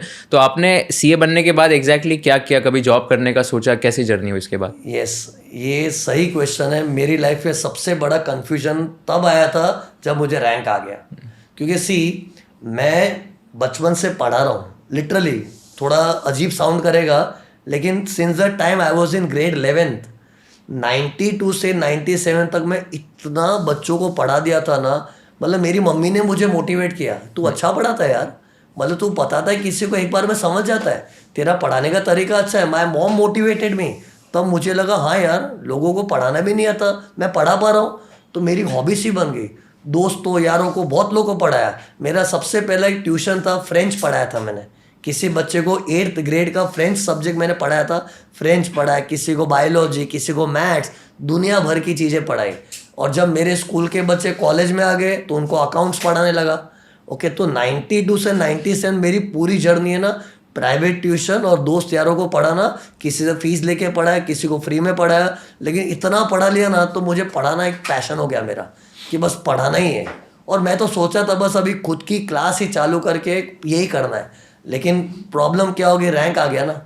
अब रैंक आ गया तो क्या, सबकी एक्सपेक्टेशन क्या होती है, इतना बड़ा तुमने कुछ काम किया है तो कोई कंपनी में जॉब करो, क्योंकि एक फैमिली का मेंटालिटी वही होता है कि तुमको, जैसे मैंने कहा कि मेरे टाइम मुझे लेटर्स आना चालू हो गए, तो मुझे घर से फोर्स आ गया कि नहीं नहीं कंपनी ज्वाइन करना चाहिए, इंडस्ट्री ज्वाइन करना, ये करना चाहिए। लेकिन मैं 92 से टीचिंग में घुसा हुआ हूँ। अब अचानक कंपनी वंपनी ज्वाइन करना, मतलब ये totally it was not my niche. लेकिन क्या है उस वक्त, क्या है वो स्टेट ऑफ माइंड ऐसा, थोड़ा कन्फ्यूजन तो रहता है। अब घर वाले इतना बोल रहे, कुछ तो सोचना पड़ेगा। मैं 2-3 इंटरव्यूज़ में गया भी। फर्स्ट इंटरव्यू सिटी बैंक का गया था, उधर मैं रिजेक्ट हो गया। फिर एल में मैंने एक इंटरव्यू दिया था, एल में मुझे सिलेक्ट कर लिया था। तो अब घर वाले बोले ले ले जॉब, ले ले, सैलरी भले कम दे रहे थोड़ी, लेकिन एल अच्छा ब्रांड है, ले ले। बहुत घर में डिस्कशन हुआ, लेकिन मैंने फाइनली क्या है एल वालों को रिस्पॉन्ड ही नहीं किया। थोड़ा कहीं ना कहीं पता नहीं वो किक नहीं आ रहा था, तो वहाँ से वो ऑफर चला गया। और ऐसे ऐसे करके बाद में थोड़ा टाइम निकला, मैंने बोला नहीं नहीं मेरे को टीचिंग ही करना है। तो आपने फिर टैक्स पढ़ाना कब से शुरू किया, डायरेक्ट तो टैक्स? टैक्स तो क्या है, accounts was my first love. मैं अकाउंट्स का ही टीचर था, ऑल्दो मैं प्राइवेट ट्यूशन में हर चीज़ पढ़ाता था। मैथ्स भी पढ़ा दो, साइंस भी पढ़ा दो, इंग्लिश भी पढ़ा दो, इकोनॉमिक्स सब पढ़ा दो, क्योंकि हर बच्चे जो आता था सबको मना नहीं करता, सबको पढ़ाओ। और अकाउंट्स मेरा मेन फोटे था, अकाउंट्स ही मेरे उस तो प्यार था उससे, क्योंकि अकाउंट्स में मैं हर चीज़ को ऐसे लॉजिकली इवेल्युएट करके बता इसको डेबिट क्यों किया है, इसको क्रेडिट क्यों किया है, हर चीज़ का रीज़न बताता था। बच्चों को पसंद आने लगा, तो मेरा अकाउंट्स ही फर्स्ट लव था। तो मैंने जो ऑर्गेनाइजेशन ज्वाइन की थी, तो I joined as an accounts teacher. और 90 एग्जैक्टली मेरा पहला लेक्चर कोई इंस्टीट्यूट में था, 25 दिसंबर 98। 11 जैन 98 को मेरा सीए का रिजल्ट आया, 25 जैन 98 को मैंने ये क्लासेस ज्वाइन कर ली और उधर अकाउंट्स पढ़ाया 2002 तक, रिलीजियसली अकाउंट्स पढ़ाया, and I was getting good response in accounts. But suddenly क्या हुआ, मेरी जो ऑर्गेनाइजेशन थी, कोचिंग क्लास बहुत बड़ी थी, 5-6 हज़ार बच्चे थे बीकॉम के, और उस वक्त एक इनकम टैक्स के टीचर ने क्लासेस छोड़ दी, उन्होंने कोई दूसरी क्लास ज्वाइन कर दी। तो इतना बड़ा क्राउड था, उसको पढ़ाएगा कौन? और मैं क्या है हर सब्जेक्ट पढ़ाता था उस वक्त ट्यूशन में भी।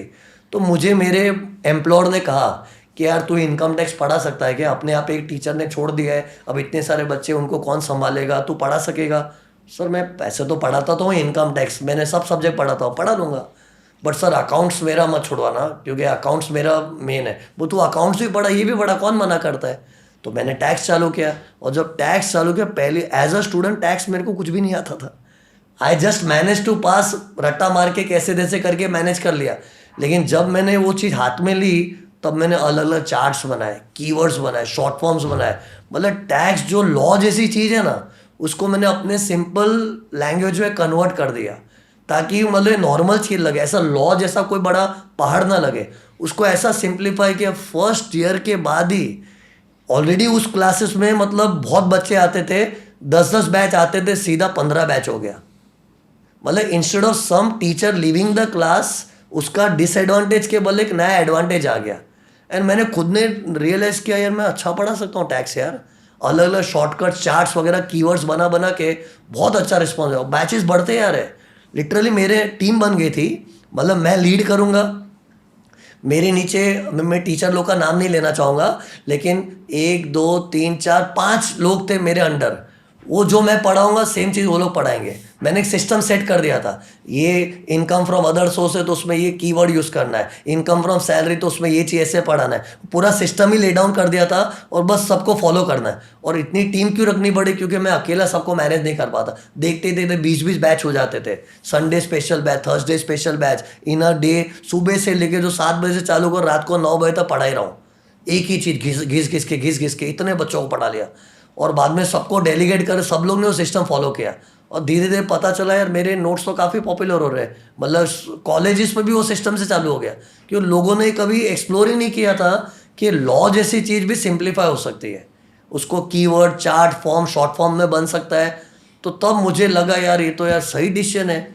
और अकाउंट्स में तो हर कोई पढ़ा लेता है, जबकि मेरा अकाउंट फर्स्ट लॉ था, लेकिन मैं नोटिस अकाउंट्स में हर कोई पढ़ा लेता है, टैक्स सब नहीं पढ़ा पाते। तब मुझे लगा इसमें तो मैं मोनोपोली कर सकता हूँ। फिर जो अकाउंट्स भी छोड़ दिया, फिर टैक्स में घुस गया पूरा। एंड देन आई रियलाइज के I was the only person who could teach tax in those days. Now days there are many good professor, I agree with that, but मेरे टाइम में मैं ही ऐसा जो टैक्स पढ़ा सकता था। बहुत बच्चे आए इस तरह से। तो फिर बाद में इस तरह से टैक्स की जर्नी चालू हो गई। फिर बाद में सोचा था अकाउंट से शादी करने का, शादी की टैक्स के साथ। And I love income tax from the deep of my heart. ये आपकी सेकंड वाइफ है, income tax. Second wife, but वो बेस्ट वाइफ हो गई। तो इसमें एक बात बताओ, अभी डायरेक्ट टैक्स में या ये जो कॉम्प्लिकेटेड टॉपिक्स होते हैं, what do you think made your teaching style unique? या तो मतलब आपने कैसे एग्जांपल्स देके इसको कैसे सिंप्लीफाई किया, कौन से क्वेश्चन को कैसे एक्सप्लेन किया, वो आप बता सकते हो थोड़ा? And if you have any example to share that be amazing as well. See challenge क्या हुआ, सबसे पहले उसके पहले I would like to share, there was ये इनिशियल जो ईयर थे मेरे दूसरे क्लास में, उधर क्या मैं बीकॉम को पढ़ाता था। ओके, सो मैं थोड़ा आपके क्वेश्चन में डाइवर्ट हो रहा हूँ because your question is succeeding some other thing which I want to say. तो कॉलेज के बच्चों को पढ़ाना है, सीए इंटर, सीए सेंटर वगैरह इंटर लेवल को पढ़ाना है, तो उनको ही पढ़ाने का मेरा मेन फोटे था, है ना। फाइनल सीए वगैरह कभी पढ़ाने का मैंने सोचा नहीं था, और मैं जो क्लास में पढ़ाता था उधर फाइनल सीए था ही नहीं। ओके, कुछ बड़े बड़े लोग फाइनल सीए चलाते थे, हमारे यहाँ पे खाली सीए इंटर तक ही होता था। तो मैं सीए इंटर को पढ़ा लिया, सीए सेंटर को पढ़ा लिया और बीकॉम को पढ़ा लिया। लेकिन फिर बाद में 2007 में मैंने खुद की ऑर्गेनाइजेशन चालू की, प्राइम विजन करके। ओके, और 2007 में जब अपनी ऑर्गेनाइजेशन चालू की, वो भी वही प्लेटफॉर्म, वही बेसिस पे चल रही थी, बीकॉम के बच्चों को पढ़ाना, सीए के बच्चों को पढ़ाना, इंटर के बच्चों को। तब मेरी वाइफ ने मुझे मोटिवेट किया कि आप सीए फाइनल क्यों नहीं पढ़ाते हो, कि इनकम टैक्स सीए फाइनल का भी तो थोड़ा टफ है ना, वो क्यों नहीं पढ़ाते हो। शी वॉज हेल्प बेंट कि तू इनकम टैक्स पढ़ा फाइनल सीए में, कैसे भी करके आप पढ़ाओ।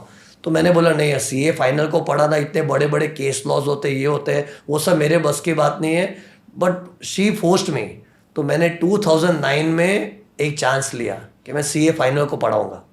मेरे पार्टनर्स लोग थोड़े अगेंस्ट थे, मेरे साथ 2 पार्टनर भी थे उन दिनों में, तो वो लोग थोड़े अगेंस्ट थे, भाई सीए फाइनल में क्यों घुस रहा है, अपना इतना सीए इंटर है, बीकॉम के इतने बैचेस चल रहे हैं, इतने 4-4 हज़ार बच्चे हुआ करते थे उन दिनों में, तो उस पर फोकस करना। तो अभी सीए फाइनल अचानक क्यों नई चीज़ पकड़ रहा है। तो मुझे बस थोड़ा वाइफ ने मोटिवेट किया था, थोड़ा मुझे भी था करना है, थोड़ा और चैलेंजिंग था, क्योंकि मैं खुद डरा हुआ था सीए फाइनल पढ़ाना, क्योंकि बहुत बड़ा लेवल था ना।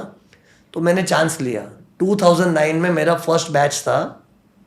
It was just having 7-9 students, 9 बच्चों का बैच था।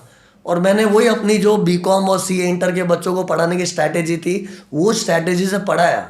ओके, हर चीज़ को कॉन्सेप्चुअली पढ़ा के पढ़ाया, मतलब अच्छा रिस्पॉन्स आ गया। फर्स्ट बैच में रैंक होल्डर निकली।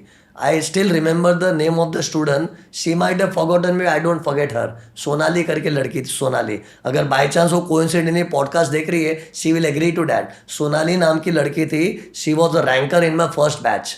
आई थिंक उसको 25 25 सम ऐसा कोई रैंक आया था। तो मुझे एक बूस्ट मिला, है ना, और they gave me good feedback, sir आप अच्छा पढ़ा रहे हो, ये क्यों नहीं फाइनल से अभी क्यों इतना लेट क्यों चालू किया, आपको करना चाहिए था। तो मुझे किक मिला कि चलो करते हैं। नेक्स्ट बैच ही 80 स्टूडेंट्स। फर्स्ट बैच जो 9 बच्चों का था, 80 स्टूडेंट्स का बैच हो गया। फिर 80 स्टूडेंट्स का बैच हो गया। सी, ये मैं अपनी लाइफ का एक टर्निंग पॉइंट बता रहा हूँ आपको, है ना। Then I will come to your question about the teaching methods वगैरह। वो मेथड्स तो धीरे धीरे और डेवलप निखर के आए, लेकिन पहले मेरा ये पुशिंग थिंग ये था कि मुझे एक अलग ही टाइप का टर्निंग पॉइंट मिला लाइफ में। 9 बच्चों से चालू किया था, and then 80 students, and then उसके बाद अगला बैच सीधा 150 स्टूडेंट्स। सो सीधा it was literally scaling up, multiply हो रहा था। एंड फिर बाद में देखते ही देखते इतने बैच होते, मतलब एट अ टाइम मुझे क्लास थी वो छोटी पढ़ने लगी, तो मैंने एक बड़ी क्लासरूम ली जहाँ 300 बच्चे बैठ सकते। 300 बच्चों के 4-4 बैच होते थे, 300 बच्चों के फॉर 1 अटेम्प्ट। तो जैसे फॉर एग्जांपल 2010 का कोई बैच है, तो 2010 में अटेम्प्ट का बैच है, तो एक अटेम्प्ट के लिए 4 बैच होते, 300। ठीक है, आज की तारीख में मैं 300 बच्चे बोलूँगा बड़ी, क्योंकि अभी तो क्या मार्केट स्केलेबल हो गया है, अभी तो क्या पैन इंडिया लेवल पे चलता है। लेकिन उन दिनों में हम लोकल मार्केट में खेला करते थे। और मुंबई में भी एक पर्टिकुलर लोकेशन था, बोरीवली। उस एक लोकेलिटी में इतने बच्चे गैदर करना, 300 बच्चों के 4 बैच, और उसमें भी वेटिंग लिस्ट रहती थी, 150 बच्चों की वेटिंग लिस्ट हर बैच में। मेरा एक बैच चालू हो रहा है, पहला चैप्टर है, उसमें नेक्स्ट बैच की वेटिंग लिस्ट बन जाती थी। तो 150 की वेटिंग लिस्ट बनती थी, और कितने बच्चों लोग को मेरा वो बैच ज्वाइन करने का वो मौका ही नहीं मिलता था। तो they used to manage with my notes. मेरा नोट्स मेरा यूएसपी था। अभी देखो टीचिंग मेथड की बात आए तो मेरा मेथड ऐसा था, कोई चीज़ को पढ़ा दिया, फिर मैं उसको डिक्टेट करता था, और डिक्टेट कैसे करता था, चलो बच्चों अब ये चीज़ लिखना चालू करो, इसको कैपिटल लेटर्स में लिखना है ना, ये चीज़ ब्लू कलर में लिखना, फिर जैसे कोई इंपॉर्टेंट पॉइंट आया तो रेड पेन में लिखना, ऐसे कलर कोडेड नोट्स का सिस्टम मैंने चालू किया है and I used to dictate it. और उन दिनों में कलर नोट्स का सिस्टम ही नहीं था। आज जो कलर कोडेड नोट्स तुम देख रहे हो मार्केट में बहुत लोग कर रहे हैं, लेकिन उन दिनों में I felt I was a Pioneer. मतलब कलर सिस्टम ही नहीं था, लोग मजाक उड़ाते थे, ये क्या तो रेड पेन वगैरह बच्चों से मंगवाता है। बोले नहीं, मेरा स्टाइल है, बिकॉज आई फेल्ट के अगर बच्चा कोई इंपॉर्टेंट चीज़ को रेड में लिख रहा है तो कहीं ना कहीं वो अपने माइंड को हिट कर रहा है, देयर इज़ अ रिमाइंडर कि ये इंपॉर्टेंट है दोस्त, याद कर उसको। तो साइकोलॉजिकली गवर्न करता है अपने आप को। तो लोग हंसते थे, लेकिन मैं मंगवाता था रेड पेन लेके आओ, ब्लू पेन। और सीए के बच्चों को अगर बोले ये पेन लेके आओ, ये लाइन ड्रॉ करो, पेंसिल लेके आओ, थोड़ा फनी लगता ही था, but people use to religiously follow. तो कलर नोट्स मेरे बहुत फेमस हो गए। और वो क्या है, हैंड रिटन है, मैं डिक्टेट करता और बच्चे लिखते थे। और मुझे तो आज भी वो दिन याद है, मतलब बच्चों को तो क्या थोड़े टाइम में पता चलता था कि अभी सर रेड पेन में कुछ लिखवाने वाले। तो एक साथ में रेड पेन बेंच से उठने की गूंज आती थी, डेस्क पे पेन लिखे हुए थे, एक साथ में इतनी क्लास भरी हुई है, एक पेन उठाने की गूंज होती है ना कोरस में, तो वो मतलब वो फीलिंग ही अलग आती थी। एक साथ सब बच्चे एक साथ में रेड पेन उठा के लिखते थे, तो वो इतना पॉपुलर हो गया। एंड फिर लोग जिनको एडमिशन नहीं मिलता था वो लोग क्या करते थे, मुंबई में एक जेरोक्स वाला था अंधेरी में, तो वो मेरी नोट्स है ना उसकी कलर कॉपी बेचारा बना के रखता था, सेट रेडी रहता था, जिसको चाहिए वो बेचता था। और मुझे पढ़ी नहीं, ठीक है बेचो, मेरी नोट्स अगर बच्चों तक पहुंच रही अच्छा है। जिनको मेरे यहाँ पे एडमिशन नहीं मिल पाया, अभी कितने ऐसे टीचर्स मार्केट में है जो मुझे बोलते, कुछ लोग नहीं बोलते कि वो लोग मेरा बैच ज्वाइन नहीं कर पाए थे, लेकिन मेरी नोट्स को ले लेके पढ़ के वो लोग सीए बन गए थे। एंड फिर वो नोट्स मेरी पॉपुलर हो गई। तो इस तरह से मतलब वो नोट्स के कारण ही मेरा फेवरेट, लोग बहुत क्रिटिसाइज किए, लेकिन आई वॉज श्योर कि नोट्स ही बेस्ट तरीका है। Okay, now coming to my teaching methods. So भी टीचिंग मेथड में ऐसा है ना, बट इन शॉर्ट वो जो पीरियड था ना, वो 2009-10 से लेके 2019, it was a peak period. I enjoyed the monopoly, it was a best time of a life. मतलब मुझे सांस लेने की फुर्सत नहीं है कुछ करने, मतलब एक बैच खत्म हुआ, मतलब बच्चे 9:30 को बैच रात को ख़त्म हो रहा है, बच्चे लोग मुझे छोड़ ही नहीं रहे, 11 बजे तक मेरे साथ ही खड़े, सर फोटो खींचनी, ये करनी वो करनी। और अगले दिन मेरा 7 बजे सुबह बैच है, बैक टू बैक बैच। और मतलब आई वॉज एन्जॉइंग, पैशन है, मज़ा आ रहा था। लोग बोलते थे सर आप बोर नहीं हो जाते क्या, एक ही चीज़ पढ़ा रहे हो, लास्ट में जब वापस पढ़ाना है। बोर नहीं होता, क्योंकि बच्चे नए हैं ना, एक नया बच्चा है, नई उमंग है, नई एक्साइटमेंट है, अभी इसको पढ़ाना है, कोई नया बच्चा अब उसको पढ़ाना है, तो बोर नहीं होंगे। It sounds like a repetitive monotonous job, but every time a new face comes, that face gives me motivation, yes I want to teach him. तो उस कारण से it went on, it was the best time of our life. Okay, अब what made me so special, तो वो ये सब चीज़ मैंने उन दिनों पे तो नहीं सोची, but when I look back then I realize कि what was so unique in the method of my teaching, that's why because of which I got so many students. तो सी मेथड के बारे में ऐसा ही देखो, जैसे I would like to share some screen. Sure. जैसे सी फॉर एग्जाम्पल मेरा एक टॉपिक है, ये फाइनल का टॉपिक है सर्च एंड सीजर। अभी एक टॉपिक चालू करूंगा तो पहले बड़े में लॉन्च कर दिया टॉपिक होने वाला है। अब डायरेक्ट मैं प्रोविजन नहीं पढ़ाता, पहले उन लोग को ऐसे समरी देता हूँ। तो फिर हर चैप्टर में मैं क्या करता हूँ, ऐसे समरी ऐसा बच्चों को दे देता हूँ कि देखो इस चैप्टर में अपने को ये सब चीज़ पढ़नी है। तो इसमें क्या है, बच्चे का माइंडसेट फिक्स हो जाता है।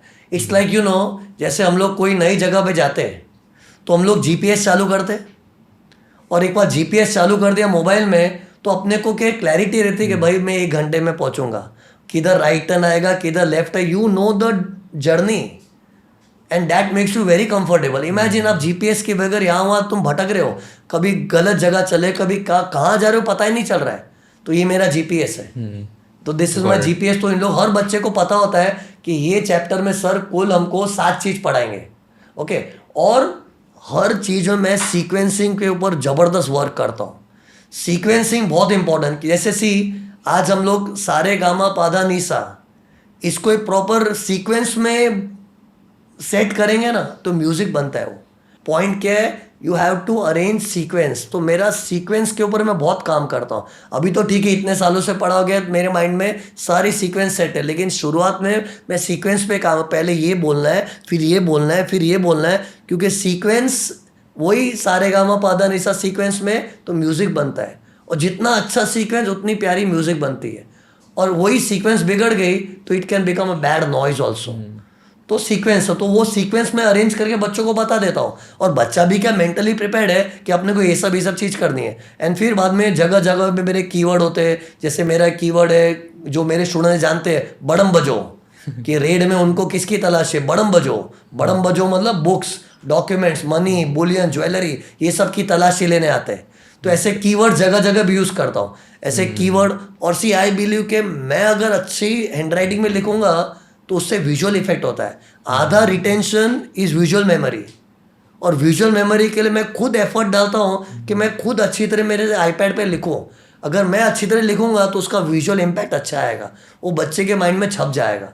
और ऐसे शॉर्ट फॉर्म्स बना दे, कीवर्ड शॉर्ट फॉर्म तो चलो आजकल सब बनाते हैं, लेकिन उन दिनों में आई वॉज द न्यू पर्सन कि शॉर्ट फॉर्म है, अरे वाह इसका कीवर्ड भी बन सकता है। सी आजकल हम लोग शॉर्ट फॉर्म, कीवर्ड, एक्रोनिम्स वगैरह बहुत पॉपुलर चीज़ हो गई है, लेकिन मेरा ऐसा टाइम था ना, उस वक्त एक कीवर्ड जैसी चीज़, एक इनोवेशन थी, वाह एक शॉर्ट फॉर्म में सब आ गया, तो लोग इंप्रेस हो जाते उससे। तो ये कीवर्ड हो गया। तो इन शॉर्ट पहले एक समरी ले ली चैप्टर की, जैसे देखो ये इनकम फ्रॉम बिजनेस, ये तो हर बच्चा जानता है, फेमस टॉपिक है, पीजीपीपी। राइट। अब इसमें मैं इतना बड़ा चैप्टर है, बच्चे को पता है, तो पहले मैं प्लान बना देता हूँ। ये देखो, जैसे सबसे पहले हम लोग पार्ट 1 डिडक्शंस पढ़ लेंगे, फिर इसके बाद सेकेंड पार्ट ये पढ़ेंगे, प्लान बता दिया, फिर तीसरी चीज ये पढ़ेंगे, चौथी चीज ये पढ़ेंगे, बस ये पढ़ना है तो चैप्टर खत्म। तो क्या चैप्टर का ओवरव्यू मिल गया ना। फिर बाद में मैं बच्चे को ये देखो, जैसे एक सेक्शन 35 AD है, उसमें मैं घुस के कितना भी पढ़ाऊंगा ना, उसके बैक ऑफ द माइंड में है कि हम जा कहाँ रहे। तो ये यूनिक मेथड है। अगर ये चीज अगर मैं सीक्वेंस करे बगैर पढ़ाऊँ ना, तो बच्चों को लगे ठीक है पढ़ सर, पढ़ा तो सही रहे, सब समझ रहे हैं, लेकिन हो क्या रहा है, वो माइंड में वो रहता है। तो इसलिए पहले ही सीक्वेंस बता दो, तो एक बात चैप्टर का देख लो। तो एक बात बताओ, वो जो आपने एकदम ये सारे निमोनिक्स बोलते हैं ना उसको, कि शॉर्ट फॉर्म्स, वो सब बनाए, वो कैसे सोचते कैसे हो, लाइक बड़म बजो और ये सब कैसे? तो वो तो क्या है, सी बहुत लोग को लगता है कि शॉर्ट फॉर्म ऐसा बना जिससे कोई सेंसिबल वर्ड बनना चाहिए। ऐसा नहीं है, ऐसा नहीं क्योंकि जाना पहचाना वर्ड बने, जितना फनी वर्ड बनेगा अच्छा है। अपने को जो मेन वर्ड है उसका अल्फाबेट लेना है। सी कई लोग क्या करते हैं शॉर्ट फॉर्म बनाते टाइम, जैसे एक पॉइंट है, अब वो पॉइंट सेंटेंस जहाँ से चालू हो रहा है उससे ले लेते हैं। ऐसा नहीं है, वो सेंटेंस का जो थीम है वो समझो, उसके अंदर जो मेन पॉइंट है, जो अपने को पॉइंट याद दिला, वो वर्ड को पकड़ के उसका इनिशियल लेना है। तो वो इंपॉर्टेंट। कितने लोग कीवर्ड्स बनाते हैं लेकिन उनके कीवर्ड सक्सेसफुल नहीं हो पाते। मैं तो एकदम फनी सा भी कीवर्ड बनाता हूँ, सक्सेसफुल होता है। क्यों? Because making the keyword is also it requires effort. ऐसे नहीं कि मतलब पहला शब्द लेके उसका पहला अल्फाबेट पकड़ ले, ऐसा नहीं कि फर्स्ट चीज को पकड़ना है। इतने बड़े सेंटेंस में भी किस वर्ड का इंपॉर्टेंस था, पहले वो चीज को समझनी है। उस वर्ड का ये वर्ड मेन है क्या, वो वर्ड याद आना चाहिए। लेकिन वो वर्ड याद आने के लिए वो अल्फाबेट याद आना चाहिए, तो उसका इनिशियल ले लिया। ओके। और अपनी नोट्स में जिस ऑर्डर में पॉइंट्स है उस ऑर्डर में ही रखो, ऑर्डर में मस्ती मत करो। क्योंकि हम किताब में से पढ़ रहे, उसमें पॉइंट 1 2 3 4 एक अलग ऑर्डर में, और लेकिन तुमने कीवर्ड एक अलग ऑर्डर में बनाया तो वो अलग मैस हो जाता है। तो ये भी मैं चीज़ ध्यान देता हूँ कि अगर मेरे नोट्स में पॉइंट नंबर 1 2 3 4 जो सीक्वेंस में है, तो कीवर्ड के अल्फाबेट भी वही सीक्वेंस में अरेंज होने चाहिए। जैसे मैं बेस्ट एग्जांपल बताऊंगा, ये देखो, ये तो आपकी हैंडराइटिंग बहुत सही है वैसे। नहीं, मैं खुद इसके ऊपर काम, मेरी हैंडराइटिंग बाय द वे इतनी अच्छी नहीं है, मैं एक सादा राइटर हूँ। लेकिन क्या है, हाँ ठीक है, मुझे ड्राइंग्स पेंटिंग्स में अच्छे से प्राइज मिले, ड्रॉ करने बैठूँ तो कलाकारी कर सकता। नेचुरल हैंडराइटिंग मेरी नॉर्मल है। लेकिन ये क्यों कर रहा हूँ, क्योंकि मेरे माइंड में क्या है, बच्चे को विजुअल इम्पैक्ट आना चाहिए। तो जैसे मैं तुमको फनी कीवर्ड का एग्जांपल बता रहा हूँ। ये देखो, ये मेरा TDS का चैप्टर है जो मेरा स्टूडेंट ने जानता है। जैसे इसका समरी मैंने दे दिया, अब ये पूरा मेजर चैप्टर एक कीवर्ड से खत्म हो जाता है। क्या है ये कीवर्ड, एक्सप्लेन करोगे क्या है? कीवर्ड का प्रोनाउंसिएशन है CD वक्रफ CP, CD वक्रफ CP। और मैं बच्चों को बोलता हूँ भाई तेरे को ये फनी लगेगा, लेकिन क्या है, इसको बाद में मैं गाने में कन्वर्ट करता हूँ। जैसे इसका मेरा गाना है, मेरे बच्चे लोग जानते होंगे, इसको मैं ऐसे गाता हूँ, CD वक्रफ CP, CD वक्रफ CP, CD वक्रफ CP, CD वक्रफ CP। तो बच्चों को बोलता हूँ 3 बार मोनोटोनस वे में बोलो, फिर बाद में ट्यून चेंज करो। ये क्या होता है, कुछ ऐसा करो कि वो हाईलाइट में आ जाए। याद करने का तरीका कि मतलब उसको कुछ स्पेशल बनाना है। तो मैं जानबूझ गया सीडी वक्रफ भी बोल सकता, लेकिन मैं बोलता नहीं, इसका भी गाना है सीडी वक्रफ सीपी, सीडी वक्रफ सीपी, सीडी वक्रफ सीपी, 3 बार बोला, फिर ट्यून चे सीडी वक्रफ सीपी, तो बच्चे लोगों को अच्छा लगता है। और बच्चे सर आप सीडी वक्रफ इसको अल्फाबेट को जंबल करके अच्छा वर्ड क्यों नहीं बनाते हो? मैंने भाई अच्छा वर्ड बनाने के चक्कर में सेक्शन पिट जाएंगे। ये देखो जैसे फॉर एग्जाम्पल टीडीएस के सेक्शन में पहले 192 आता है, फिर 193 आता है, फिर 194। सेक्शन एक मस्त ऑर्डर में है। अब सेक्शन क्यों बैंड बजाऊं मैं? अगर मैं अल्फाबेट को जंबल कर दो, डी से पहले चालू कर दिया मेरा कीवर्ड, तो सेक्शन 194 पहले आ गया ना, तो सेक्शन भूल जाएंगे।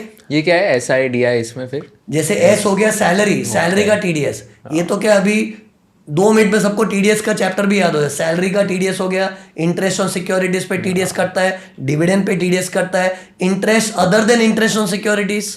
फिर ये सीडी के वक्रफ, वक्रफ मैं थोड़ा पंच दे के वक्रफ बोलो, वक्रफ बोलो तो वक्रफ, तो बच्चे बोलते वक्रफ, तो बस हाईलाइट हो जाता है। तो वक्रफ में W stands for winnings, C for contractors को पेमेंट किया। फिर 3 तरह के कमीशन से, C फॉर कमीशन, 3 मतलब 3 कमीशन से रेंट पेमेंट कर दिया। फिर रेंट के बाद हो गया fees for professionals, professional service, technical service, उधर भी इंटरनल कीवर्ड है पार्टनर डायरेक्टर, पार्टनर डायरेक्टर, वो PTNR दिख रहा है। हाँ। तो उससे professional service, technical service, non complete fees, royalty, director remuneration. फिर बाद में CP, कंपल्सरी एक्विजिशन का TDS, purchase of immovable property का TDS। तो ऐसा कीवर्ड बन गया और सेक्शन को डिस्टर्ब नहीं किया है। सी मेरा एक थीम क्या है कि चीजों को सिंप्लीफाई मत करो but without creating further complication. मैं अपनी नोट्स भी सिंपल लैंग्वेज दे देता हूँ but without hurting the sentiments of the law. Law की लैंग्वेज एज इट इज दूंगा तो टफ हो जाएगा, तो थोड़ी लैंग्वेज सिंप्लीफाई करता हूँ लेकिन लॉ का पर्पस डिफीट ना हो। तो बैलेंस करना इंपॉर्टेंट है। बाकी तो सी आज मैं पॉडकास्ट से बोलूंगा हर जन ये टेक्निक अप्लाई कर सकता है, लेकिन हर चीज को अप्लाई करने के लिए बाकी सब चीज को भी बैलेंस करना पड़ता है। राइट। अगर ये कीवर्ड कोई दूसरी स्टाइल में बनाता तो शायद वो इम्पैक्ट नहीं आता, लेकिन मेरे बच्चे जो पुराने बच्चे आज भी याद करते, सर आपका बैच मैंने 2010-11 में लिया था लेकिन आज भी मेरे को सीडी वक्रफ सीपी याद है क्योंकि टीडीएस के सब सेक्शन याद है। हाँ नो डाउट इसके बाद अभी थोड़े काफी सेक्शंस आ गए हैं, उसका मैं अलग टेक्निक रखता हूँ, लेकिन सारे मेजर टीडीएस के सेक्शन इसमें कवर हो गए। और वो क्या लिखा था W3 क्या था उसका, क्या मीनिंग वो था? 3 तरह की विनिंग्स है। ओके है ना, एक होगी हॉर्स रेस विनिंग्स हो गई, अदर विनिंग्स, ऑनलाइन गेम्स। सो ये 3 तरह की विनिंग्स, तो 3 तरह की विनिंग्स ऐसे। Got it. तो इसमें क्या टीडीएस के टॉपिक में काबू आ गया। अब कहीं जरूरत पड़ी तो मैं ऐसे ड्राइंग बना देता, जैसे मेरा ये देखो अभी असेसमेंट्स के चैप्टर पढ़ा तो ड्राइंग बना दिया। सी बेसिकली पढ़ाई करते हैं बच्चे को इमेजिन करना है कि क्या हो रहा है, लेकिन लोग क्या है इमेजिन नहीं करते, पढ़ करके टेंशन लेते हैं। तो इमेजिन करने के लिए ड्राइंग बना दिया। देखो इमेजिन करो इधर असेसिंग ऑफिसर बैठा है, इधर असेसी बैठा है, दोनों के बीच में आर्ग्यूमेंट चल रहा है, स्क्रूटिनी हो रही है, और कभी कभी असेसी कोऑपरेट नहीं करता तो असेसिंग ऑफिसर भड़क जाता है, तो अपने जजमेंट से ऑर्डर पास करता है। तो ऐसे ड्राइंग्स बनाता हूँ। जैसे एक चैप्टर में मैंने अच्छा ड्राइंग बना के रखा है, देखो ये TCS का चैप्टर है। अब इस ड्राइंग में पूरा TCS का चैप्टर ही खत्म हो जाता है। नो डाउट उसके लिए मुझे खुद मेहनत करनी पड़ती है, मुझे घर पे डांट पड़ती है, ये क्या पूरे दिन iPad लेके बैठे रहते हो, लेकिन क्या करूं, मेरा बिजनेस है, मेरा प्रोडक्ट है। अगर मैं बच्चों के सामने प्रोडक्ट अच्छी तरह डिस्प्ले नहीं करूंगा तो क्या फायदा। एज अ टीचर मुझे खाली सिखाना नहीं है, उनको याद भी करवाना है। तो याद करवाने के लिए विजुअल मेमोरी, हर बच्चा ये मानेगा, एग्जाम में पेपर लिखते हैं उसको विजुअल मेमोरी याद आता है कि मेरी बुक के लेफ्ट साइड के पेज पे ये था, राइट साइड के पेज पे ये था, तो विजुअल मेमोरी है। तो visual has to be created. So no doubt मुझे घर में लोग फनी समझते हैं, क्या करो इतना यार, सीधा पढ़ाओ ना यार। नहीं, विजुअल इम्पैक्ट जरूरी है, बच्चे के दिमाग में छप जाना चाहिए। Using this example can you explain TCS to a 13-14 year old? Yes, in less than 2 minutes, 2 minute में, in less than 2 minutes. इधर क्या है देखो, एक अपना ये राजू भाई है, ओके। ये राजू भाई क्या है, वाइन की शॉप चलाते, उसकी दुकान है राजू वाइन्स, ओके। अब इसका दारू का धंधा जोरदार चल रहा है। अब प्रॉब्लम क्या है, ये लोग अनऑर्गेनाइज सेक्टर वाले लोग हैं। अनऑर्गेनाइज मतलब क्या है, इन लोग कोई हिसाब किताब रखते नहीं, पहले तो धंधा ही ऐसा कर रहा है कि दारू बेच रहा है, वोडका, रम, विस्की, है ना, और इन लोग कोई हिसाब किताब रखते नहीं है, ना बुक्स ऑफ अकाउंट्स मेंटेन करना है, ना कोई बिल है, लोगों से पैसा कैश में ले लेते हैं। तो इन लोग से गवर्नमेंट को खतरा है कि भाई ये तो टैक्स ही नहीं भरेगा, और सबको पता है कि दारू की दुकान में लोग पैसा छापते हैं, लेकिन इन लोग टैक्स नहीं भरेंगे, इसका फुल रिस्क लग रहा है गवर्नमेंट को। अब जब भी गवर्नमेंट को डर रहता है ना कि लोग टैक्स नहीं भरेंगे, तो गवर्नमेंट का फर्स्ट लव है टीडीएस, कि लोग टैक्स नहीं भरते तो कमाने वाले को टैक्स काट के दो, कमाने वाले को टैक्स काट के दो। लेकिन इधर कमाने वाला राजू भाई है और इसको कमाई देने वाला कौन है? पब्लिक। पब्लिक से तो पैसे कमा रहा है ना, पब्लिक ही तो पीती है। और पब्लिक को बोलेंगे कि राजू भाई को आप इनकम दोगे ना तो टीडीएस काट के दो। पब्लिक कहाँ से टीडीएस काटेगी? पब्लिक बोलेगी भाई हमको पीने का है, हम किधर से टीडीएस काटेंगे? और सिर्फ टीडीएस काटने में ऐसा है ना कि सामने वाली पार्टी को 100 रुपये में से जैसे 10 रुपया काट के 90 रुपया देना है। सिर्फ काट के देने में तकलीफ नहीं है, वो तो पैसे कम ही देने ना, अच्छा ही है। लेकिन कटे हुए पैसे गवर्नमेंट के पास जमा करना है ना, कुछ टीडीएस की अनेक फॉर्मेलिटीज होती है, वो सब मैं बताऊंगा नहीं। लेकिन टीडीएस काटने के बाद जो गवर्नमेंट के इतने कॉम्प्लायंसेस होते हैं ना, वो पागल हो जाता है इंसान करके। और वो एक आम जनता, उससे गवर्नमेंट एक्सपेक्ट नहीं कर सकती है। और राजू भाई की दुकान से दारू खरीदने वाले लाखों लोग हैं। अब एक एक को बोलेंगे नहीं आप टीडीएस काटो, टीडीएस काटो, पब्लिक कहाँ से सब करेगी? जनरली टीडीएस का काम किसको देखते हैं? बड़े बड़े बिजनेसमैन लोग जो इतना बड़ा एम्पायर संभालते, तो उन लोग के इतना सारा एडमिनिस्ट्रेटिव वर्क करते हैं तो टीडीएस भी मैनेज कर सकते हैं, पब्लिक को तो नहीं दे सकती है। तो अब गवर्नमेंट को टेंशन क्या यार, इधर टीडीएस फेल हो गया। क्यों फेल हो गया? क्योंकि पब्लिक को टीडीएस का काम नहीं सौंप सकते। लेकिन अब गवर्नमेंट को बेचैनी हो रही है कि राजू भाई से टैक्स कैसे वसूल है, क्योंकि ये तो चोर आदमी है, ये तो अनऑर्गेनाइज्ड है, ये तो कमा के टैक्स नहीं भरेगा। तो गवर्नमेंट ने सोचा चलो सीधी उंगली से घी नहीं निकल रही है तो टेढ़ी उंगली से निकालते हैं। पब्लिक को तो नहीं बोल सकते ना, कि पब्लिक तो क्या बोले कि हमको पीने दो, हमको टीडीएस नहीं काटना है। तो गवर्नमेंट ने बोला चलो राजू भाई के सप्लायर लोग होंगे, सप्लायर को बोलेंगे। और सिर्फ सप्लायर हजारों नहीं होते। राजू भाई की दुकान में जो दारू का बॉटल आता है ना, वो कुछ गिने चुने सप्लायर लोग ही होते हैं, 10-12 सप्लायर, 2-3 सप्लायर होंगे। तो सप्लायर को गवर्नमेंट गला पकड़ रही है। गवर्नमेंट सप्लायर को क्या बोल रही है, देख सप्लायर तो राजू भाई को माल सप्लाई करता है ना, तो उसको जितने में भी सप्लाई करेगा ना 1% एक्स्ट्रा ले ले। मतलब उसको बेचेगा तो बेचते टाइम तू तो तेरी सेलिंग प्राइस लेगा ना, तो उसमें 1% एक्स्ट्रा ले ले। और वो 1% एक्स्ट्रा क्यों लेना है? क्योंकि राजू भाई कमा के टैक्स नहीं भरता है। भले उसकी कमाई पब्लिक से हो रही है, लेकिन वो टैक्स नहीं भरेगा ना, तो सप्लायर को ही काम पे लगा दिया। सप्लायर को बोला तू ही उससे एक्स्ट्रा 1% कलेक्ट कर ले। फिर बाद में सप्लायर बोले ठीक है, अगर मैं दारू की बोतल 100 रुपये में बेचता हूँ तो उससे 1% एक्स्ट्रा ले लूँगा, 100 रुपया मेरी जेब में जाएगा, 1% गवर्नमेंट को मिल गया। और सप्लायर जब ये करेगा तो उसको बोलते हैं tax collected at source. Means इधर टीडीएस कट नहीं हुआ है, इधर ऐड करके लो, काट के मत दो, ऐड करके लो। तो उसने 1% ऐड करके लिया, लेकिन ऐड किया हुआ अमाउंट वो अपनी जेब में नहीं डालेगा, गवर्नमेंट को दे देगा। तो गवर्नमेंट का पर्पस अचीव हो गया। बट गवर्नमेंट का पहला प्यार टीडीएस है, लेकिन जब टीडीएस वर्क नहीं करता तो टीसीएस के भरोसे जाना पड़ता है। ओके तो इस तरह से बच्चों क्या को बात है। अब इस एग्जाम्पल में मैंने क्या दारू का एग्जाम्पल ले लिया। अब क्या प्रोडक्ट चेंज होगा तो परसेंटेज चेंज।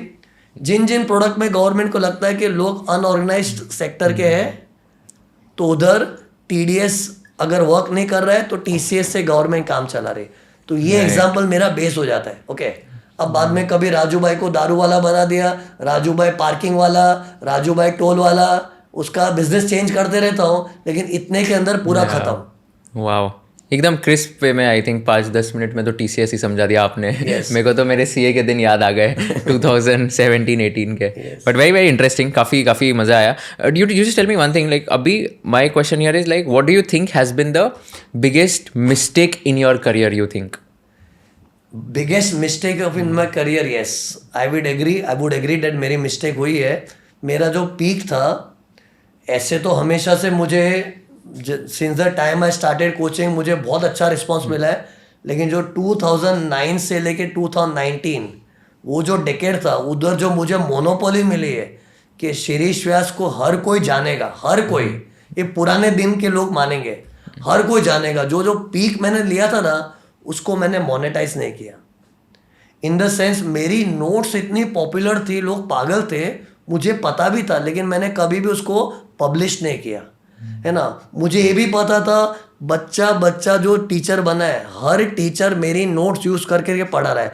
लिटरली मेरी नोट्स की फोटोकॉपी लेके क्लास में लोग उससे पढ़ाते थे, सब मुझे पता था। लोग बोलते थे सर ये सेम कीवर्ड, जैसे मेरा एक कीवर्ड है, ये बहुत फेमस है, देखो ये इनकम फ्रॉम अदर सोर्स है, इधर मेरा कीवर्ड है DW रामू फकीर, इसमें पूरा इनकम फ्रॉम अदर सोर्स खत्म हो जाता है, DW रामू फकीर। तो मुझे हर बच्चा बोलता सर ये कीवर्ड हम लोग के कॉलेज में टीचर ने यूज किया था, तो मुझे पता था सब यूज कर रहे, every one was using my notes, लेकिन मैंने उसको मोनेटाइज नहीं किया। उस वक्त अगर मैं अपनी बुक पब्लिश कर देता ना, तो आज मेरा इंडिया लेवल पे नाम हो जाता। लेकिन मैं अपने लोकल मार्केट तक सीमित रहा और मैंने अपनी बुक को पब्लिश नहीं की, और पब्लिश नहीं की, लोग बाग यूज़ करते थे, ठीक है, यूज़ करने वाले मुझे क्रेडिट भी देते थे कि ये सीरीज सर करके एक है, उनके बनाए हुए नोट्स है, तो I use to appreciate them, चलो मेरी चीज़ यूज़ कर रहे, कम से कम they are giving me the credit, you use it, सबका भला हो रहा है तो अच्छी बात है। लेकिन बहुत लोगों ने मेरी नोट्स को मिसयूज़ करके उसको बुक प्रिंट कर दी, कॉपीराइट कर दिया, ये कर दिया, तो मिसयूज़ किया, तो ठीक है वो उन लोग का दिमाग था, लेकिन मेरी गलती, मैं अपनी गलती पे ध्यान दूंगा ना, लोग क्या कर रहे हैं उनका प्रॉब्लम है।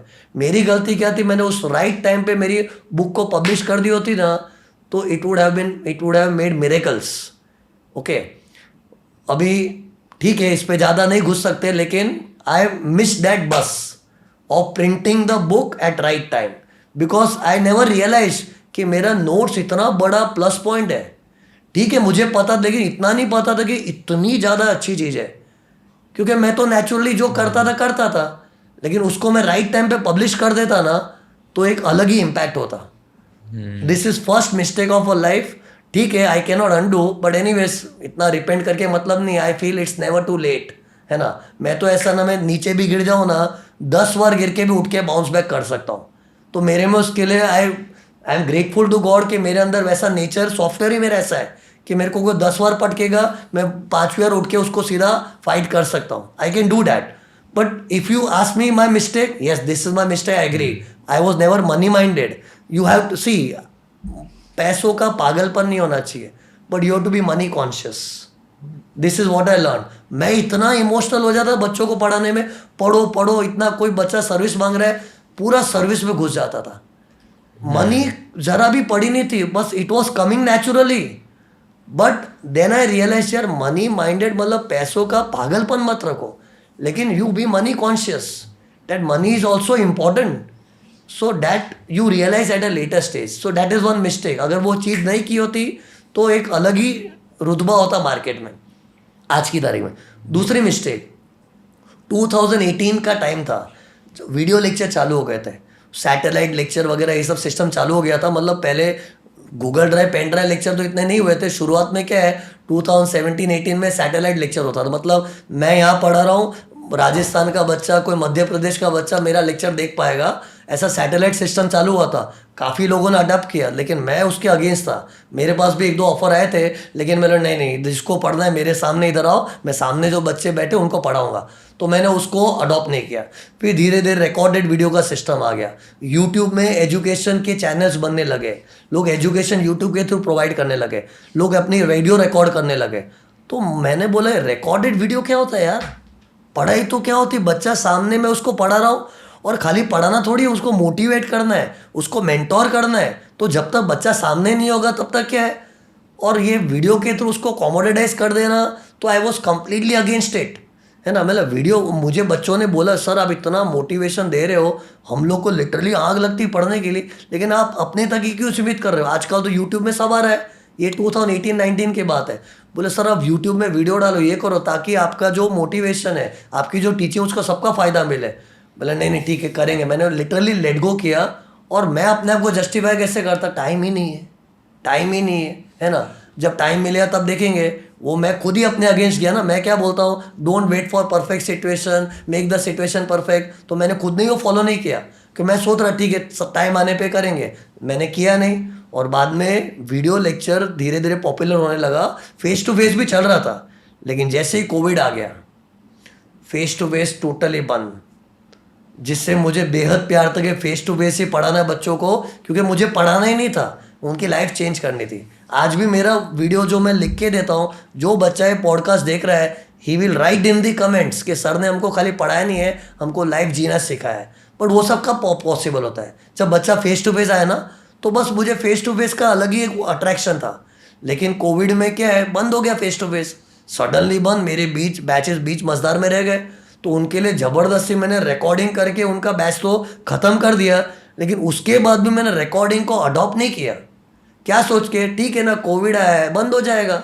और जब शुरुआत में कोविड आया था, पहला लॉकडाउन था, तो लोगों को थोड़ी पता था it will go on and on. तो हमने सोचा ठीक है, थोड़े दिन में नॉर्मल हो जाए। और मैं पागल की तरह वेट करते रहा कि नॉर्मल होगा। मैं अपनी गलतियां बता रहा हूँ कि वेट करूँ, नहीं ठीक है नॉर्मल होगा, फेस टू फेस चालू होगा ना। फेस टू फेस का भी बंद थोड़ी हो सकता है, ये तो टेम्पररी चीज़ है। लंबा गया, और उस पीरियड में मैंने वीडियो लेक्चर्स को कभी सीरियसली लिया नहीं। और 2 साल कोविड के निकल गए, उसमें I was out of site, out of mind. कौन है शिरीष व्यास? इधर तो 6 महीने में एग्जाम आती, 6 महीने में एक अटेम्प्ट से दूसरा अटेम्प्ट नए बच्चे आ जाते। 2 साल में बच्चों का क्राउड पूरा चेंज। तो मतलब मैं अपने आप को सोच रहा नहीं, मैं तो बच्चों के साथ लॉयल ही, इतना ऑनेस्टली उनको दिल से पढ़ा रहा हूँ, बच्चे तो मेरे ही है। लेकिन क्राउड चेंज हो गया। और मैंने उस दौरान वीडियो लेक्चर को, ठीक है रिकॉर्डिंग करता था, लेकिन जितना बच्चे को चाहिए उतना, but I was not doing in commercial manner. ठीक है, जितनी ज़रूरत है उतना करता था, उसको अडॉप्ट ही नहीं किया। This is the biggest mistake. But that is very frank of you also to accept this. बहुत सारे लोग बोलते हैं कि मतलब एक्सेप्ट नहीं करते हैं उनके मिस्टेक्स या तो उनके फेलियर्स। गलती है तो है, गलती है। और कितने लोग डिस करे। एक बच्चे का एग्जाम्पल मुझे याद है, 8 बार उसने उस वक्त आईपीसी से था, अभी जो सी आईपीसी, 8 बार उसने आईपीसी एग्जाम दी थी। उसको मार्केट में सबने बोल दिया भाई फाइनल तो एक ग्रुप करके ही दे। लेकिन मैं क्लास में हमेशा ठोक के बोल दोनों ग्रुप देना है। और उस वक्त मेरा कमांड ऐसा था ना, मैंने बोल दिया पत्थर की लकीर, तो बच्चे ने रिलीजियसली फॉलो कर दिया, दोनों ग्रुप ही दिया। फर्स्ट अटेम्प्ट में फाइनल क्लियर।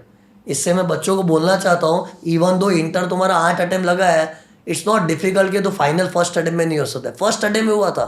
और वो बच्चा क्लास में आके सीधा आके मेरे को थैंक यू नहीं बोला है, सीधा साष्टांग प्रणाम। इतना बड़ा स्टेज था, पूरा सो गया सीधा पैर पकड़ के। एंड फिर बाद में बच्चों को बोला तुम लोग मार्केट में सुनो मत, लोग उल्टी सीधे बात बोलेंगे, ये बोलेंगे, सर जो बोलते हैं आंख बंद करके फॉलो करो।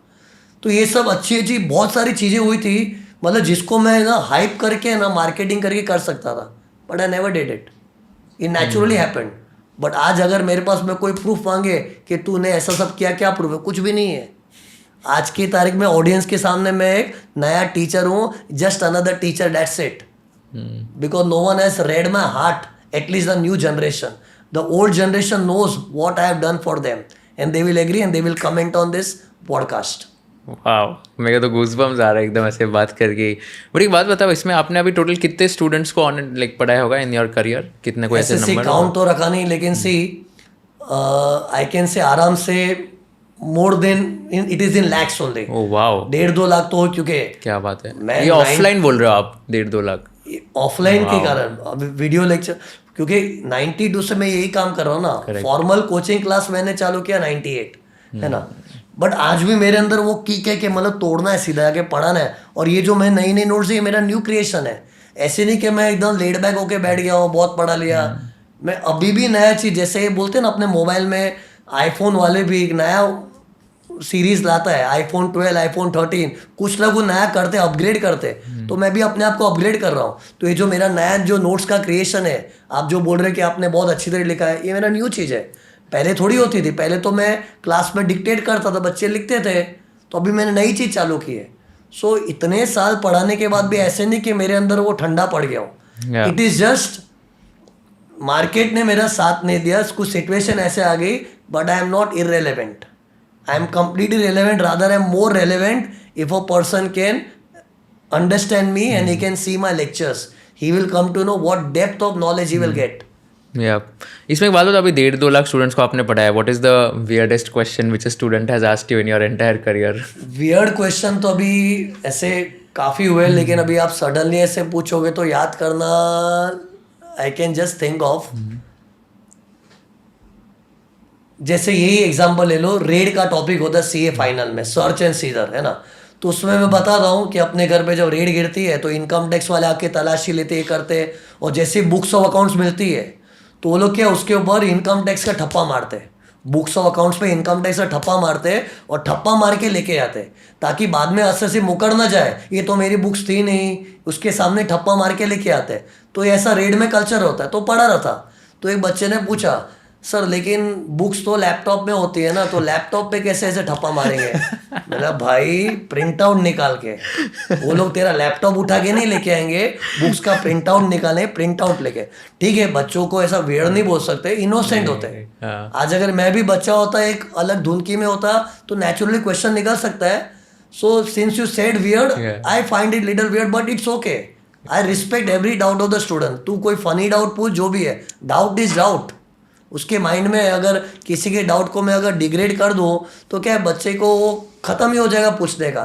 फिर तो बाद में इंटेलिजेंट बच्चे ही बेचारे, एवरेज बच्चे तो क्या चुप बैठे रहेंगे शर्म के मारे। तो मैं तो कभी ऐसे ये तो तुमने बोला इसलिए मैं हाईलाइट कर रहा हूँ, बच्चे को कभी नहीं बोला यही क्या डाउट पूछ रहा है। बोले ठीक है, नेचुरल होता है। कई बार मैंने उसको उल्टे जस्टिफाई किया। होता है कई बार हम लोग ये पढ़ाई के जोन में होते हैं ना, तो अचानक हमको खुद को रियलाइज करे क्या पूछ लिया है, बट ये थोड़ा फनी था। नहीं, कोई कोई स्टूडेंट्स तो आई थिंक इंटेंशनली भी पूछते हैं ना। जैसे मेरे को याद है, मैं भी मतलब जब जाता था क्लासेस में, मैं इंटेंशनली कुछ ना कुछ ऐसे फन करने के लिए ऐसे कुछ मस्ती वाले डाउट्स होते हैं ना, वो पूछ लेता था। ऐसा तो नहीं, लोग मुझे टेस्ट करने के जरूर पूछते थे, क्योंकि मैं क्या पढ़ाता था सिंपल लैंग्वेज में ना। तो वो लोग क्या थोड़े लॉ की बड़ी स्टाइल मारते थे। कोई कोई बच्चे क्या एडवांस से देख के आते थे और फिर बोले सर को पूछेंगे। तो मैं ऐसा मुंह तोड़ जवाब देता था। कई बार कोई क्वेश्चन पूछा ना, उसको ऐसा लॉ की लैंग्वेज है, पूरा सेंटेंस टू सेंटेंस बोल के दिखाता था। आज भी वो दिन याद है, ऐसा बोला था ना, सब बच्चे क्लास में तालियां बजा रहे हैं, है ना। वो लड़के का it's at least like he realise के क्या पूछ लिया मैंने। क्योंकि सी मेरा अप्रोच क्या, जब बच्चों के साथ पढ़ा रहा हूँ तो बच्चों के साथ उनके लेवल पे आ जाता हूँ, एक लेमैन की लैंग्वेज में बात करता हूँ। That doesn't mean I am not having that hi fi knowledge. अगर मैं हाई फाई स्टाइल में बिहेव करूंगा तो बच्चों कहाँ से पढ़ाऊँ? I have to come down to the level. तो कुछ बच्चे लोग क्या सोचे, ये तो क्या है एकदम सिंपल लैंग्वेज में बात करते हैं, ये करता है वो करता है, इसको थोड़ा लॉ की स्टाइल में पूछने लगा, sir proviso to this section and this section. तो मैंने सीधा लॉ के लैंग्वेज धाड़ धाड़ इंग्लिश में बोल के ख़त्म कर दिया। क्यों, नॉर्मली टीचिंग हिंदी में होती थी, हिंदी इंग्लिश मिक्स होता, सीधा इंग्लिश में बोलता है, पूरी लंबी खामोशी, है ना। तो ऐसे होते हैं, लेकिन ठीक है, वो you will always face some students like this, but उसको जवाब सी, अगर तुम वेल इक्विप्ड हो तो हर चीज़ का जवाब दे सकते हो। तो लकीली क्या है, मैं तो हर चीज़ का, कोई भी चीज़ का आंसर दे पाया हूँ। Touch wood, I have never faced a situation when I am not able to answer them. I have got answer for everything. और मेरा यूएसपी क्या, मैं बुक कैरी नहीं करता था। मेरे टाइम पे जो टीचर्स थे ना, ये बुक कैरी करके उसमें से पढ़ाते थे। They use to use the notes. मैं सीधा ऐसे फ्री हैंड आके पढ़ा दिया और सिखा दिया। तो इसमें आपने अभी इतने सारे स्टूडेंट्स को पढ़ाया, आपके हिसाब से what are some common mistakes which the students are making which they should avoid? Common mistakes तो ऐसा है ना कि अभी जैसे आजकल के बच्चों में सबसे बड़ी प्रॉब्लम क्या हो गई है, सिंसियरिटी या डिसिप्लिन। ये सबसे कमी चीज़ें, डिसिप्लिन आना ही चाहिए, वो डिसिप्लिन नहीं है। और दूसरा, अटेम्प्ट स्किप करना, एक ग्रुप देना, ये करना। अरे भाई, मैं तो मेरे बीकॉम की एग्ज़ाम के साथ दोनों ग्रुप दिया था, एज आई टोल्ड यू, जो एकदम ही टफ सिचुएशन था। और हम लोग के टाइम तो कोई रिसोर्सेज कुछ भी नहीं था, कोई फैसिलिटी नहीं थी, फिर भी दिया था। लेकिन अभी क्या, आजकल लोग क्या एकदम परफेक्ट सिचुएशन की वेट करते हैं कि नहीं पूरा प्रॉपर टाइम होगा तो करूँगा। कितने लोग तो ये भी बोलते हैं, सर मेरे को रैंक लाना है, इससे मैं नेक्स्ट अटेम्प्ट दूंगा। अरे रैंक लाना अच्छा होता है, ये अच्छी थिंकिंग है, लेकिन it's like you know, completion is better than perfection. तू परफेक्शन के चक्कर में तेरा कंप्लीशन को दाव पे लगा रहा है। तू सोच रहा है मैं नेक्स्ट अटेम्प्ट देकर रैंक लाऊंगा। अरे नेक्स्ट अटेम्प्ट तुझे पता है क्या होगा? सी, हर चीज़ अपने लाइफ में अपने हाथ में थोड़ी है, कितनी चीज़ अपने कंट्रोल में नहीं है। तो कितने लोग हैं ना, ये सोच के ना अटेम्प्ट स्किप कर दे, मैं नेक्स्ट अटेम्प्ट में रैंक लेके आऊँगा, लेकिन नेक्स्ट अटेम्प्ट भी हाथ से निकल जाता है। ऐसे एक दो अटेम्प्ट निकल जाते हैं तो उसका रह गया ना।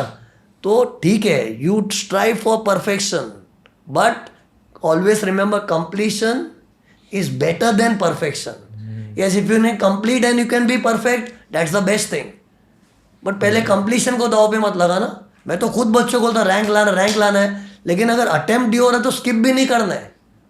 ठीक है, अभी कैसा जैसा रैंक नहीं आएगा, ट्राई कर दे, अटेम्प्ट स्किप कर रैंक दूंगा। ये परफेक्ट सिचुएशन में वेट करते रहते लोग, एक ग्रुप देना, ये करना है, वो करना है। ये गलतियाँ लोगों की। और एक गलती मैंने देखी, आजकल के बच्चे पढ़ते हैं ना, तो एक बार क्या समझ गया ना, बस ठीक है, अंडरस्टैंडिंग में सीमित हो जाते हैं। लेकिन उसको मेमोराइज करना पड़ता है। लोग क्या बोलते हैं, सर फाइनल में थोड़ी रट्टा मारने। रट्टा मारने का मतलब क्या होता है पता है, कि समझे बिगड़ रट्टा मारना। समझने के बाद तो बाहर तो करना ही पड़ेगा, you have to memorise. Literally मैं तो अपने टाइम पे लॉ के बड़े बड़े आंसर पूरा वर्ड टू वर्ड याद करके आता था। How to memorise effectively? Memorise करने के लिए वो शॉर्ट फॉर्म बना दिया, कीवर्ड बना दिया, एक कर दो। और कीवर्ड ऐसा जोरदार बनाओ, मेमोरेबल रहता है। मुझे मेरे टाइम का सीए फाइनल मैंने कब दिया था, 97 में। वो टाइम एक कंपनी लॉ में क्वेश्चन था, removal of managerial personnel. Removal of managerial personnel, ये स्टडी मटेरियल में बड़े पैराग्राफ के फॉर्म में 2 पेज का आंसर था। उसको भी मैंने मेन वर्ड उठा उठा के एक सीक्वेंस में कीवर्ड बना दिया। थोड़ा फनी है, गसीडस आक्सा। गसीडस आक्सा आज भी मुझको फर्स्ट जी फॉर गवर्नमेंट का अप्रूवल लेना है। आगे के पॉइंट्स तो भूल चुका हूँ, लेकिन ऐसा एक कीवर्ड बनाया था, तो उससे पूरा का पूरा याद हो गया। मेन वर्ड याद आ गया। बाद में थोड़ा बहुत ओन लैंग्वेज यूज कर सकते हैं, लेकिन मेमोराइज करने का एफर्ट ही नहीं डालता। लोग को क्या है, 2-3 पैराग्राफ एक स्टोरी की तरह पढ़ लिया, समझ गया ना, बस ठीक है, लिख लेंगे ओन लैंग्वेज में। अरे ओन लैंग्वेज यार, अपनी ओन लैंग्वेज तो अपने पास है ही ना, नया क्या पढ़ रहे तू? लर्न नहीं कर रहे लोग ऑडिट में बुरी तरह से फेल होते हैं। क्यों? ऑडिट थियरी है और लोगों का लर्न करने का आदत ही नहीं है। और कितने लोग को बोलता ना मेमोराइज करना, आधे लोग को सर पूरा बाय हार्ट करना पड़ेगा। अरे वर्ड टू वर्ड नहीं, लेकिन मेन पॉइंट्स तो बाय हार्ट तो करना ही पड़ेगा। हजम ही नहीं होते उनको बात। और उन लोग क्या बोलते हैं, सर इतना सारा सिलेबस देखो कितना वास्ट है, इतना सब कैसे याद करेंगे? तो मुझे बोलना पड़ता है, भाई तेरे दिमाग में ना 1 GB का कार्ड नहीं है, 5 GB 500 MB ऐसा कोई कार्ड नहीं है। अपने दिमाग में ना अनलिमिटेड GB है, अनलिमिटेड GB वाला कार्ड है। लेकिन वो लिमिट कहाँ से लगती है? अपनी सोच से। तो अगर सोच लिया ना इससे ज़्यादा मुझसे नहीं होगा, बस खत्म। अपना ब्रेन तो बेचारा वेलकम कर रहा, आने दे। हाँ थोड़ी दिक्कत देगा। आई एम नॉट सेइंग कि कोई भी चीज़ इजीली याद हो जाती है, 10 के 10 सब्जेक्ट सब याद हो जाएंगे। Things are not easy, but things are not impossible also ना। You have to believe in the possibility, but you are not ready to believe in the possibility. Before that only you have your mental blocks कि नहीं इतना थोड़ी होगा। नहीं होता है। जिस दिन माइंड में बैठ गया ना, अपने दिमाग में कोई 5 GB का कार्ड नहीं है मोबाइल की तरह कि मेमोरी फुल हो गया है, मेमोरी फुल नहीं होता है। हाँ ठीक है, इजी नहीं है चीज़ें, मैं मानता हूँ। आई वुड नॉट बोस्ट के बहुत सिंपल है, कुछ नहीं, आराम से हो जाता है। चीज़ें टफ है, लेकिन इम्पॉसिबल तो नहीं है। तो कोशिश तो करेगा ना यार। तो इधर जितना चाहिए उतना याद नहीं करते लोग। ये तो मैंने बहुत, कितने लोग हैं ना मेरे पास आते हैं पेरेंट्स के साथ। पेरेंट्स मुझे बोलते, सर मेरी लड़की हमेशा टॉपर रही है कॉलेज में, NM कॉलेज में हमेशा टॉप किया है, पास क्यों नहीं हो पा रही है? तो तब मुझे मालूम पड़ता है लर्न ही नहीं कर रही है। उसकी थिंकिंग फाइन है, क्या इतनी बड़ी, I am grown up now, I can write in my, I know English, I can write. See English आती है, लेकिन क्या पॉइंट याद तो आना चाहिए कि इस आंसर में 6 पॉइंट तो याद आने चाहिए। याद ही नहीं आएगा तो अपनी लैंग्वेज लिखेगा कैसे? Memorizing is must. रटो, ब्लाइंड रटो मत, पहले समझो फिर उसको याद करो। और याद करने के लिए टेक्निक्स बनाओ, कोई गाना बनाओ, सॉन्ग बनाओ, कीवर्ड बनाओ, कुछ भी कर, लेकिन याद कर।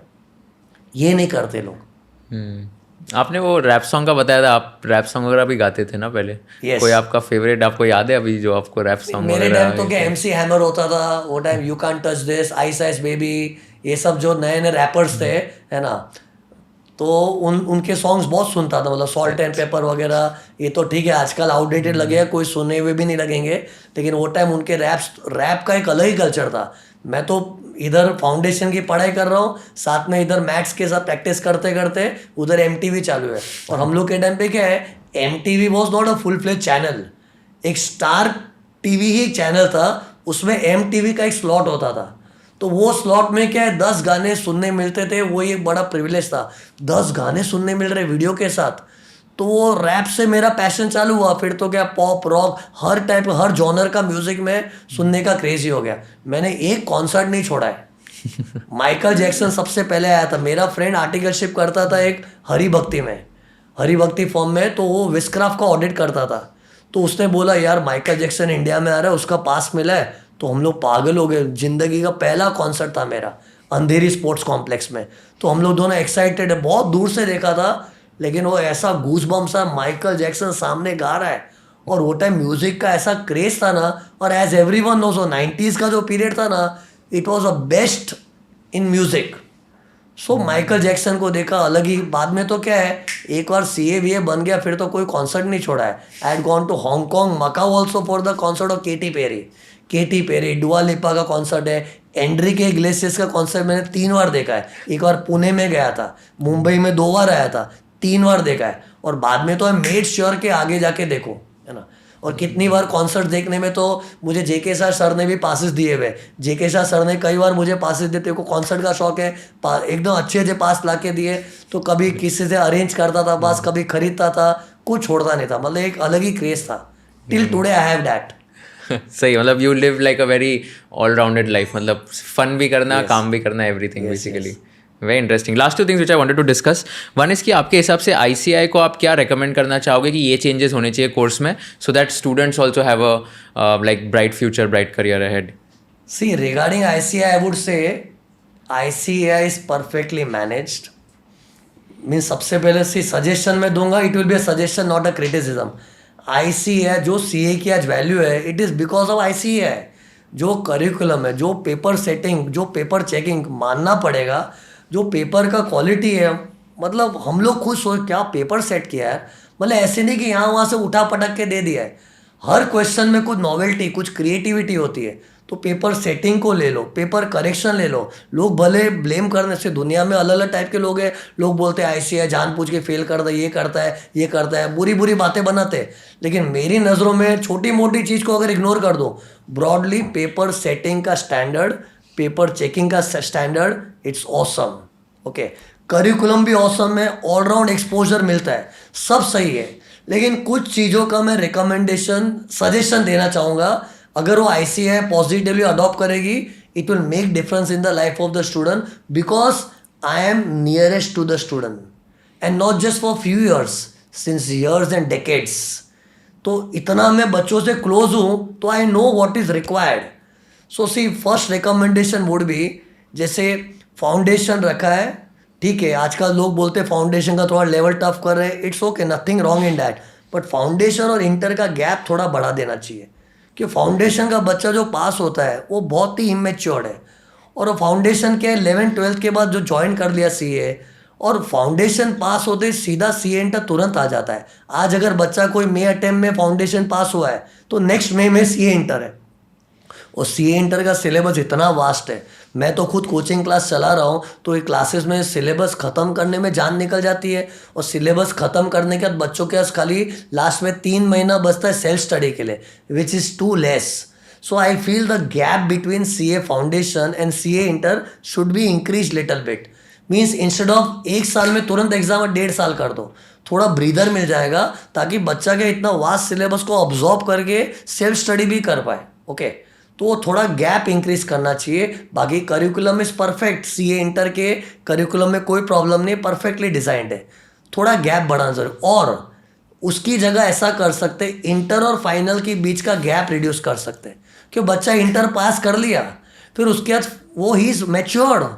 इंटर पास कर लिया मतलब हर बच्चा जानता है कि मतलब वो ऑलमोस्ट उसने more than half of the बाजी जीत ली है. फाइनल में खाली सब्जेक्ट्स नए होंगे, थोड़ा बहुत वास्ट होगा, लेकिन इतना बड़ा डिफरेंस नहीं है. सी, फाउंडेशन से इंटर ये हो जाता है, इंटर से फाइनल इतना ही है. रेस लेवल रेस हो रहा है, बट इतना नहीं हो रहा है. इसलिए इंटर और फाइनल का गैप थोड़ा रिड्यूस हो जाएगा, चलेगा. So that overall duration remains the same. So this is one recommendation. Okay, and और इसका एक और रीज़न क्या है इंटर फाइनल का गैप करने का, क्योंकि इंटर के बाद फाइनल जब बहुत देर के बाद आता है ना, बच्चा थोड़ा उसका रिदम टूट जाता है, टेम्पो टूट जाता है. एंड फिर बाद में इंटर की पढ़ी हुई चीज़ें भूल जाता है.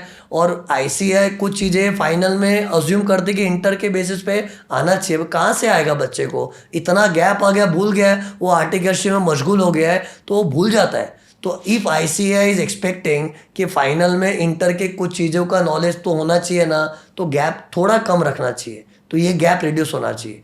This is one recommendation. Another recommendation is, this is I think it's debatable, that CA final में पेपर 6 है, इंटीग्रेटेड बिजनेस सॉल्यूशन. अब वो पेपर 6 है ना, इंस्टीट्यूट ने बनाए बहुत अच्छी नीयत से इंस्टीट्यूट का इंटेंशन क्या मालूम, एक ऐसा पेपर हो ना जिसमें ऑलराउंड नॉलेज टेस्ट हो, क्योंकि इस सब्जेक्ट में अपने को हर सब्जेक्ट का डायरेक्ट टैक्स हो, फाइनेंशियल रिपोर्टिंग, एएफएम वगैरह हर सब्जेक्ट का नॉलेज टेस्ट हो रहा है। और वो it is a good idea, क्योंकि जब बच्चा रियल लाइफ में मैदान में उतरता है तो उसके सामने जो क्लाइंट आएगा वो क्लाइंट खाली टैक्स का ही नहीं पूछेगा, उसके क्वेश्चन ऐसे होंगे ना, it will require all round knowledge of taxation, financial reporting, indirect tax, सब नॉलेज हो सकता है। सो आइडिया अच्छा है कि ऐसा सब्जेक्ट हो जिसमें in one subject you are able to apply the knowledge of all subjects. Idea is good but it is not positively received by the students. Students क्या कर रहे हैं, वो सब्जेक्ट को लाइटली ले रहे हैं। उधर ओपन बुक एग्जाम में स्ट्रक्चर भी ऐसा है तो सब उठा उठा के लेके आ रहे, कॉपी करके, उन लोगों के लिए बहुत ईजी चीज़ बन गई है। मतलब they are not counting it as one subject. Although ICAI धीरे धीरे उसके पेपर का लेवल का टफनेस कर रही है, but there is a gap between what ICAI wants and how students are taking it. Because I am very close to students. I know, I talk to them every day. Literally मैं घंटों घंटों तो बात करता, कोई दुखी बच्चा होता उससे, तो मुझे पता है कि उन लोग उस तरह से रिसीव नहीं कर रहे। तो ठीक है, आईसीआई का इंटेंशन अच्छा होगा लेकिन वो पर्पस अचीव नहीं हो तो क्या फ़ायदा। या तो उसके अंदर कुछ चेंजेस करो, या फिर वो सब्जेक्ट निकाल के कोई दूसरा सब्जेक्ट निकालो, या फिर वो रखना भी है तो I think may be open book मत रखो, उसको अलग स्टाइल में स्ट्रक्चर करो। कुछ चेंजेस लाने की जरूरत है in terms of paper 6। This is what I feel. Got it. मैंने वो भी देखे थे काफी वीडियोस जहाँ पर लोग एकदम सूट केसेस में बुक्स लेके जा रहे थे पेपर 6 के लिए। टाइम पास का साधन हो गया है। मतलब वही तो कहा मैंने, आईसीआई का जो इरादा है वो तो इरादा साइड में रहा, इधर लोगों के वीडियोस बन रहे, सूट केस से बुक लेके आ रहे हैं। और लोग तो क्या आजकल सिंसियरिटी खत्म हो गई है। एग्जाम के दिन भी, मतलब एग्जाम सेंटर देखो मैं इतनी बुक लेके आ रहा, वो टाइम ही वीडियो डाल दिया, रील डाल दिया। अभी ये क्या मजाक लगा रखा। और ठीक है, अभी स्टूडेंट्स लोग भी क्या करें, कुछ भी आ सकता, बुक ले जाना, सब लेके जा रहे हैं। तो मतलब जिस तरह से आईसीआई चाह रही है वो उस तरह रिसीव नहीं हो रहा है स्टूडेंट्स के साइड पे। राइट। तो this is one recommendation. Got it. और एक रिकमेंडेशन, और 2 रिकमेंडेशन मेरे पास है। ऐसा कुछ करो जो बच्चे जेन्युइनली सीए के कोर्स में अटक गए, उनका कुछ करना चाहिए। I know it's very difficult, क्योंकि कुछ बच्चे हैं ना अपनी लापरवाही टाइम पास से अटके पड़े। वो लोग सिंसियरली पढ़ाई नहीं कर रहे and they keep blaming ICI कि वो लोग ये कर रहे वो कर रहे। लेकिन जो रिक्वायर्ड मेहनत है बच्चा करेगा ही नहीं, तो तू दुनिया को क्यों ब्लेम कर रहा है, खुद को ब्लेम करना। लेकिन कई बार क्या होता है, बच्चा जेन्युइनली पढ़ाई कर रहा है लेकिन वो बेचारा कोई ना कोई कारण से 45 मार्क्स 46 ऐसा अटक अटक के उसके अटेम्प्ट जा रहे हैं और लास्ट में उसके हाथ में कुछ भी नहीं आया है ना। इतना दुनिया भर का नॉलेज मेरे पास, कितने बच्चे हैं उनको नॉलेज जोरदार है जो चार्टेड अकाउंटेंट को भी नहीं है, लेकिन उनके यहाँ डिग्री नहीं है, क्योंकि he tried for 6-7 attempts but उसके हाथ में कुछ नहीं आया। बट ठीक है, आई नो इधर एक चैलेंज आईसीआई के लिए क्या हो जाएगा, टू फाइंड आउट कि how to identify who is a genuine deserving student who is stuck up and कौन टाइम पास में टाइम निकाल रहा है। तो इधर कुछ क्राइटेरिया बना सकते हैं कि अगर बच्चे ने, एक एग्जाम्पल रैंडमली बता रहा हूँ, 3 बार बैक टू बैक एग्जाम दिए विदाउट ब्रेक, ऐसा नहीं एक बार एग्जाम दी 2 साल गैप लगे फिर, ऐसा नहीं, 3 बार बैक टू बैक एग्जाम दिए और उसमें से अराउंड 45% भी आ गया था, तो 3 बैक टू बैक एग्जाम में 45 तो प्रमोट कर दिया उसको। ऐसे रैंडम थॉट आया मेरे को। 50% पासिंग है तो 50% में तो पास ही हो गया, लेकिन बच्चे ने 3 बार या चलो 4 बार रख लो कंटिन्यूस एग्जाम दी है और उसमें एक मिनिमम स्कोर का लेवल रख दो कि जैसे एग्जामिशन का सिस्टम रखा ही है कि 60 आ गया तो तेरा पेपर एग्जाम्ड हो गया, लेकिन मिनिमम इतना स्कोर चाहिए। तो वैसा कुछ क्राइटेरिया बना के कि ऐसा एक बड़ा मास है, उनको एक रिलीफ मिल जाएगा। तो क्या उससे इंस्टीट्यूट के लिए भी अच्छा है कि उनकी जो नेगेटिव मार्केटिंग है ना कि लोग सीए नहीं करते, आधे लोग ये फालतू है फंसा डालते, जिंदगी गलत हो जाती है, ऐसी न्यूज़ भी फैलती है, तो इंस्टीट्यूट को भी पॉजिटिव रिस्पॉन्स मिलेगा। सो I am not saying you do this or that, but do something for genuinely deserving student who are stuck up in the journey of CA. उनका कुछ करना चाहिए। Plus last suggestion, stress management. आजकल बच्चों के mind में भयंकर stress हो गया है। जितना डिप्रेशन स्ट्रेस के बारे में इतना बात कर रहे हैं ना लोग हैं, तो जिसको नहीं भी है उसको आ जाता है। हम लोग के टाइम में ना डिप्रेशन का बात है, डिप्रेशन वर्ड क्या है पता नहीं था, स्ट्रेस वर्ड का मतलब ही नहीं पता था। अभी लोग बात करें, सी बात करना भी ज़रूरी है, ये डिप्रेशन टॉपिक को बात करना ज़रूरी है, उसके लिए सॉल्यूशन निकालना ज़रूरी है, लेकिन वो इतनी बातें होने लगी है ना, तो बच्चा अगर डिप्रेस नहीं है, थोड़ा भी दुखी है ना, डिप्रेशन में फील करने देता है, वो साइकोलॉजिकली स्ट्रेस ज़्यादा ले लेता है। तो उसके लिए कुछ वर्क करना चाहिए. इंस्टीट्यूट सदियों से चल रहा है, लेकिन time is changing. People like us, when we were doing CA, we didn't come across such thing. ऐसा नहीं कि मेरे को स्ट्रेस नहीं आया था, आया होगा, लेकिन स्ट्रेस है वो नहीं मालूम था कि स्ट्रेस होता है. थोड़ी तकलीफ हुई थी, लेकिन ऑटोमेटिकली खत्म हो गया. और एक्चुअली 90% स्ट्रेस ऐसा ही होता है. It's a temporary setback, you can overcome easily, but you emphasize it like it's a stress, it's a depression, तो बाद में उसमें ड्राउन हो जाता है बच्चा. तो उसके लिए कुछ करना चाहिए. वैसे भी इन लोग आईटी ट्रेनिंग वगैरह, जीएमसीए जैसा कुछ ना कुछ इंस्टीट्यूट करती रहती है. तो ऐसा स्ट्रेस मैनेजमेंट, थोड़ा लाइफ स्किल्स के बारे में ऐसा थोड़ा लाइटली लेना है, कुछ ऐसा करे. Exactly they have to plan, they are best in planning, but something like this is needed, this is the need of the hour. Because I have seen people, अच्छे बच्चे बेचारे इतना डरे हुए रहते हैं ना, कुछ psychological healing is needed. Very very fascinating points. Just to summarise, तो आप बोल रहे हो फाउंडेशन इंटर का गैप बढ़ जाना चाहिए, इंटर फाइनल का गैप कम हो जाना चाहिए, सीए फाइनल पेपर 6 आईबीएस जो है उसमें कुछ ऐसा करना चाहिए जहाँ पर स्टूडेंट्स भी सिंसियरली पढ़ाई करें एंड एकदम प्रैक्टिकल बेस्ड हो. Do something for people who are failing in CA exams and stress management. I think all 5 are very valuable and should be taken care. Last question. So अभी एक CS और CMS जो है वो भी अभी audit कर सकते हैं, ऐसा सुनने में आया, कोई हाईकोर्ट में जजमेंट पास हुआ है. What is happened and what do you think about this? सुनने में आ रहा है कि सीएस लोग भी, सीएमए लोग भी अभी ऑडिट कर सकते हैं. लोग इसकी रील्स भी बना रहे हैं. कोई सीएमए वाले सीए को क्रिटिसाइज कर रहे हैं, सीए वाले सीए वालों को लगता है कि हमारा ही अथॉरिटी है, और सीएमए लोग को लगता है हम लोग कोई काम थोड़ी, हम लोग भी ऑडिट कर सकते हैं, ये कर सकते हैं. अभी तक कुछ कंफर्म हुआ नहीं, लेकिन क्या मार्केट में न्यूज़ चल रही है. जब तक ऑफिशियल अनाउंसमेंट नहीं आती है कुछ बोल नहीं सकते. लेकिन लेट्स अज्यूम कि ऐसा कोई ऑफिशियल अनाउंसमेंट भी आ गया, व्हाट्स रॉन्ग? सीए अगर ऑडिट कर सकता है तो सीएमए सीएस को भी अथॉरिटी देने में कोई गलत नहीं है, अथॉरिटी देने में गलत नहीं है. But some changes are to be done in the curriculum. आज सीए को जितना ऑडिट के सब्जेक्ट में घिसाना पड़ता है, उस टाइप का सब्जेक्ट सिलेबस में चेंज लाना पड़ेगा institute of cost and management accountant वालों को, और ये सीएस की जो इंस्टीट्यूट है उन लोग को अपने करिकुलम में चेंज लाना पड़ेगा. Giving them authority is nothing wrong, but in a current state of syllabus, then it would be definitely wrong, because I have seen the syllabus closely of CM and CS. Their curriculum is not making them well equipped to manage the accounting and audit scenario, so they have to make the changes. So in short, I would say giving them authority is not wrong, but it is subject to change in the syllabus of the CM and CS courses. वो अगर change हो रहा है, then if they are becoming equipped, what's wrong? It is good कि एक जन ही monopoly लेके बैठा क्यों? आज सीएमए को भी इंपॉर्टेंस मिले, सीएस को. हर कोई बच्चा तो सीए नहीं करेगा ना, कितने लोगों को सीएमए करना है, लेकिन फिर सीएमए इंस्टीट्यूट को करिकुलम चेंज करना ज़रूरी है. Right.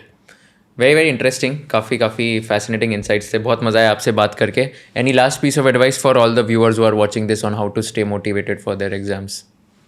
C, regarding motivation, I would say आजकल बच्चे मोटिवेशन पे डिपेंड हो जाते हैं. मैं खुद मोटिवेट करता हूँ इतना, तो मुझे भी मोटिवेशन का शौक है, लेकिन motivation will give you a temporary kick. You have to depend on discipline. There is a distinction between motivation and discipline. Distinction number 1, motivation will give you a temporary kick, discipline will be permanent. Motivation ऐसा है, मन हुआ तो करूँगा. Discipline ऐसा है, मन है तो भी करूँगा, नहीं है तो भी करूँगा, हर हाल में करूँगा. वो ज़्यादा इंपॉर्टेंट है. और वो चीज़ इंकलकेट करना चाहिए, क्योंकि सिर्फ मन तो अपना चंचल है. कोई अगर अपने को एक्साइट कर दे, यस, जैसे आज तो मैं क्लास में मेरे को बिठा दो, 100 बच्चों को बिठा दो, उन लोग को ऐसा आग लगा दूंगा ना, पढ़ाई की आग लग जाएगी. लेकिन कब तक आग लगेगी? वो आग बुझ जाती है. You have to keep that fire burning, and that fire will be kept burning only if there is discipline. और डिसिप्लिन का क्वालिटी वो है कि मन हुआ तो करेंगे ही, नहीं हुआ तो भी करेंगे, करना ही है. बस वो जिद है. आज अगर रूटीन बना लिया कि रात को मेरे को जागना है, तो दुनिया यहाँ की वहाँ हो जाए, रात को ये पढ़ना है, and don't go by time, go by task. ये चीज़ ख़त्म करनी है तो ख़त्म करनी है, उसके बगैर मुझे बेचैनी हो जाएगी.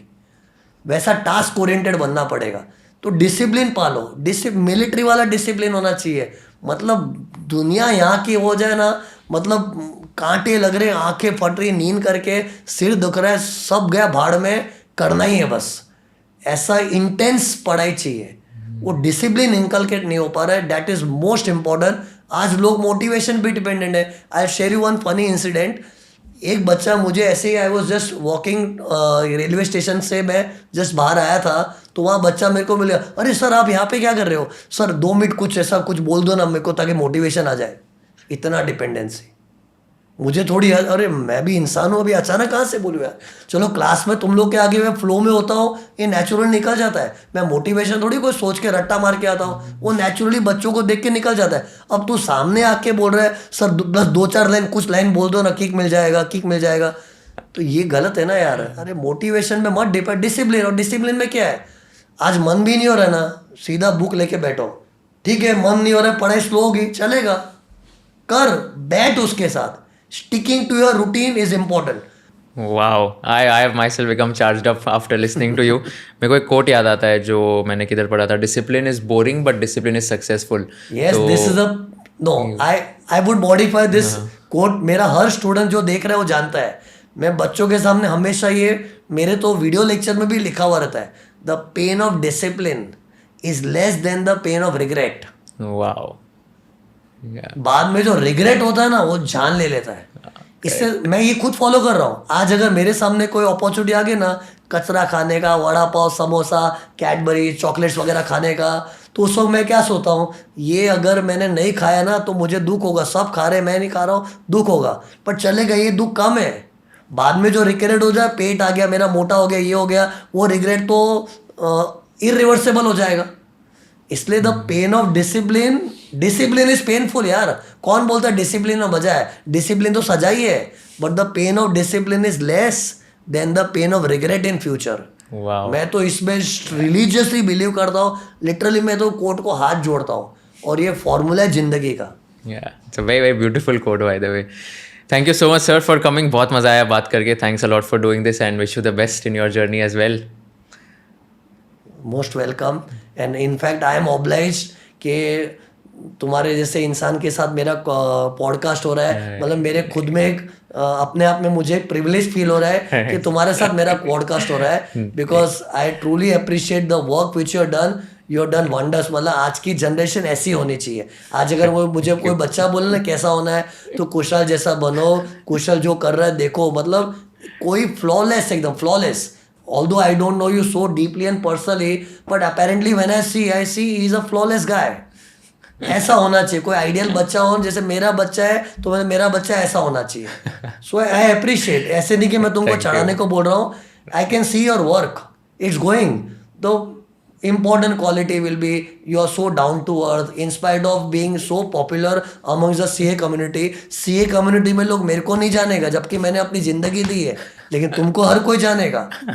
In spite of that you are so down to earth. Okay, so that is I appreciate that, and हर बच्चे को ऐसा बनना चाहिए। ऐसा थैंक यू सर, मतलब रियली मीन्स अ लॉट। आपसे आ रहा है तो बहुत बहुत अच्छा लगा सुन के, and of course like I will try to give my best in whatever I do, and learning from you कि कैसे मतलब हमेशा हर सिचुएशन को कैसे फाइट करना चाहिए, and always give your best no matter what.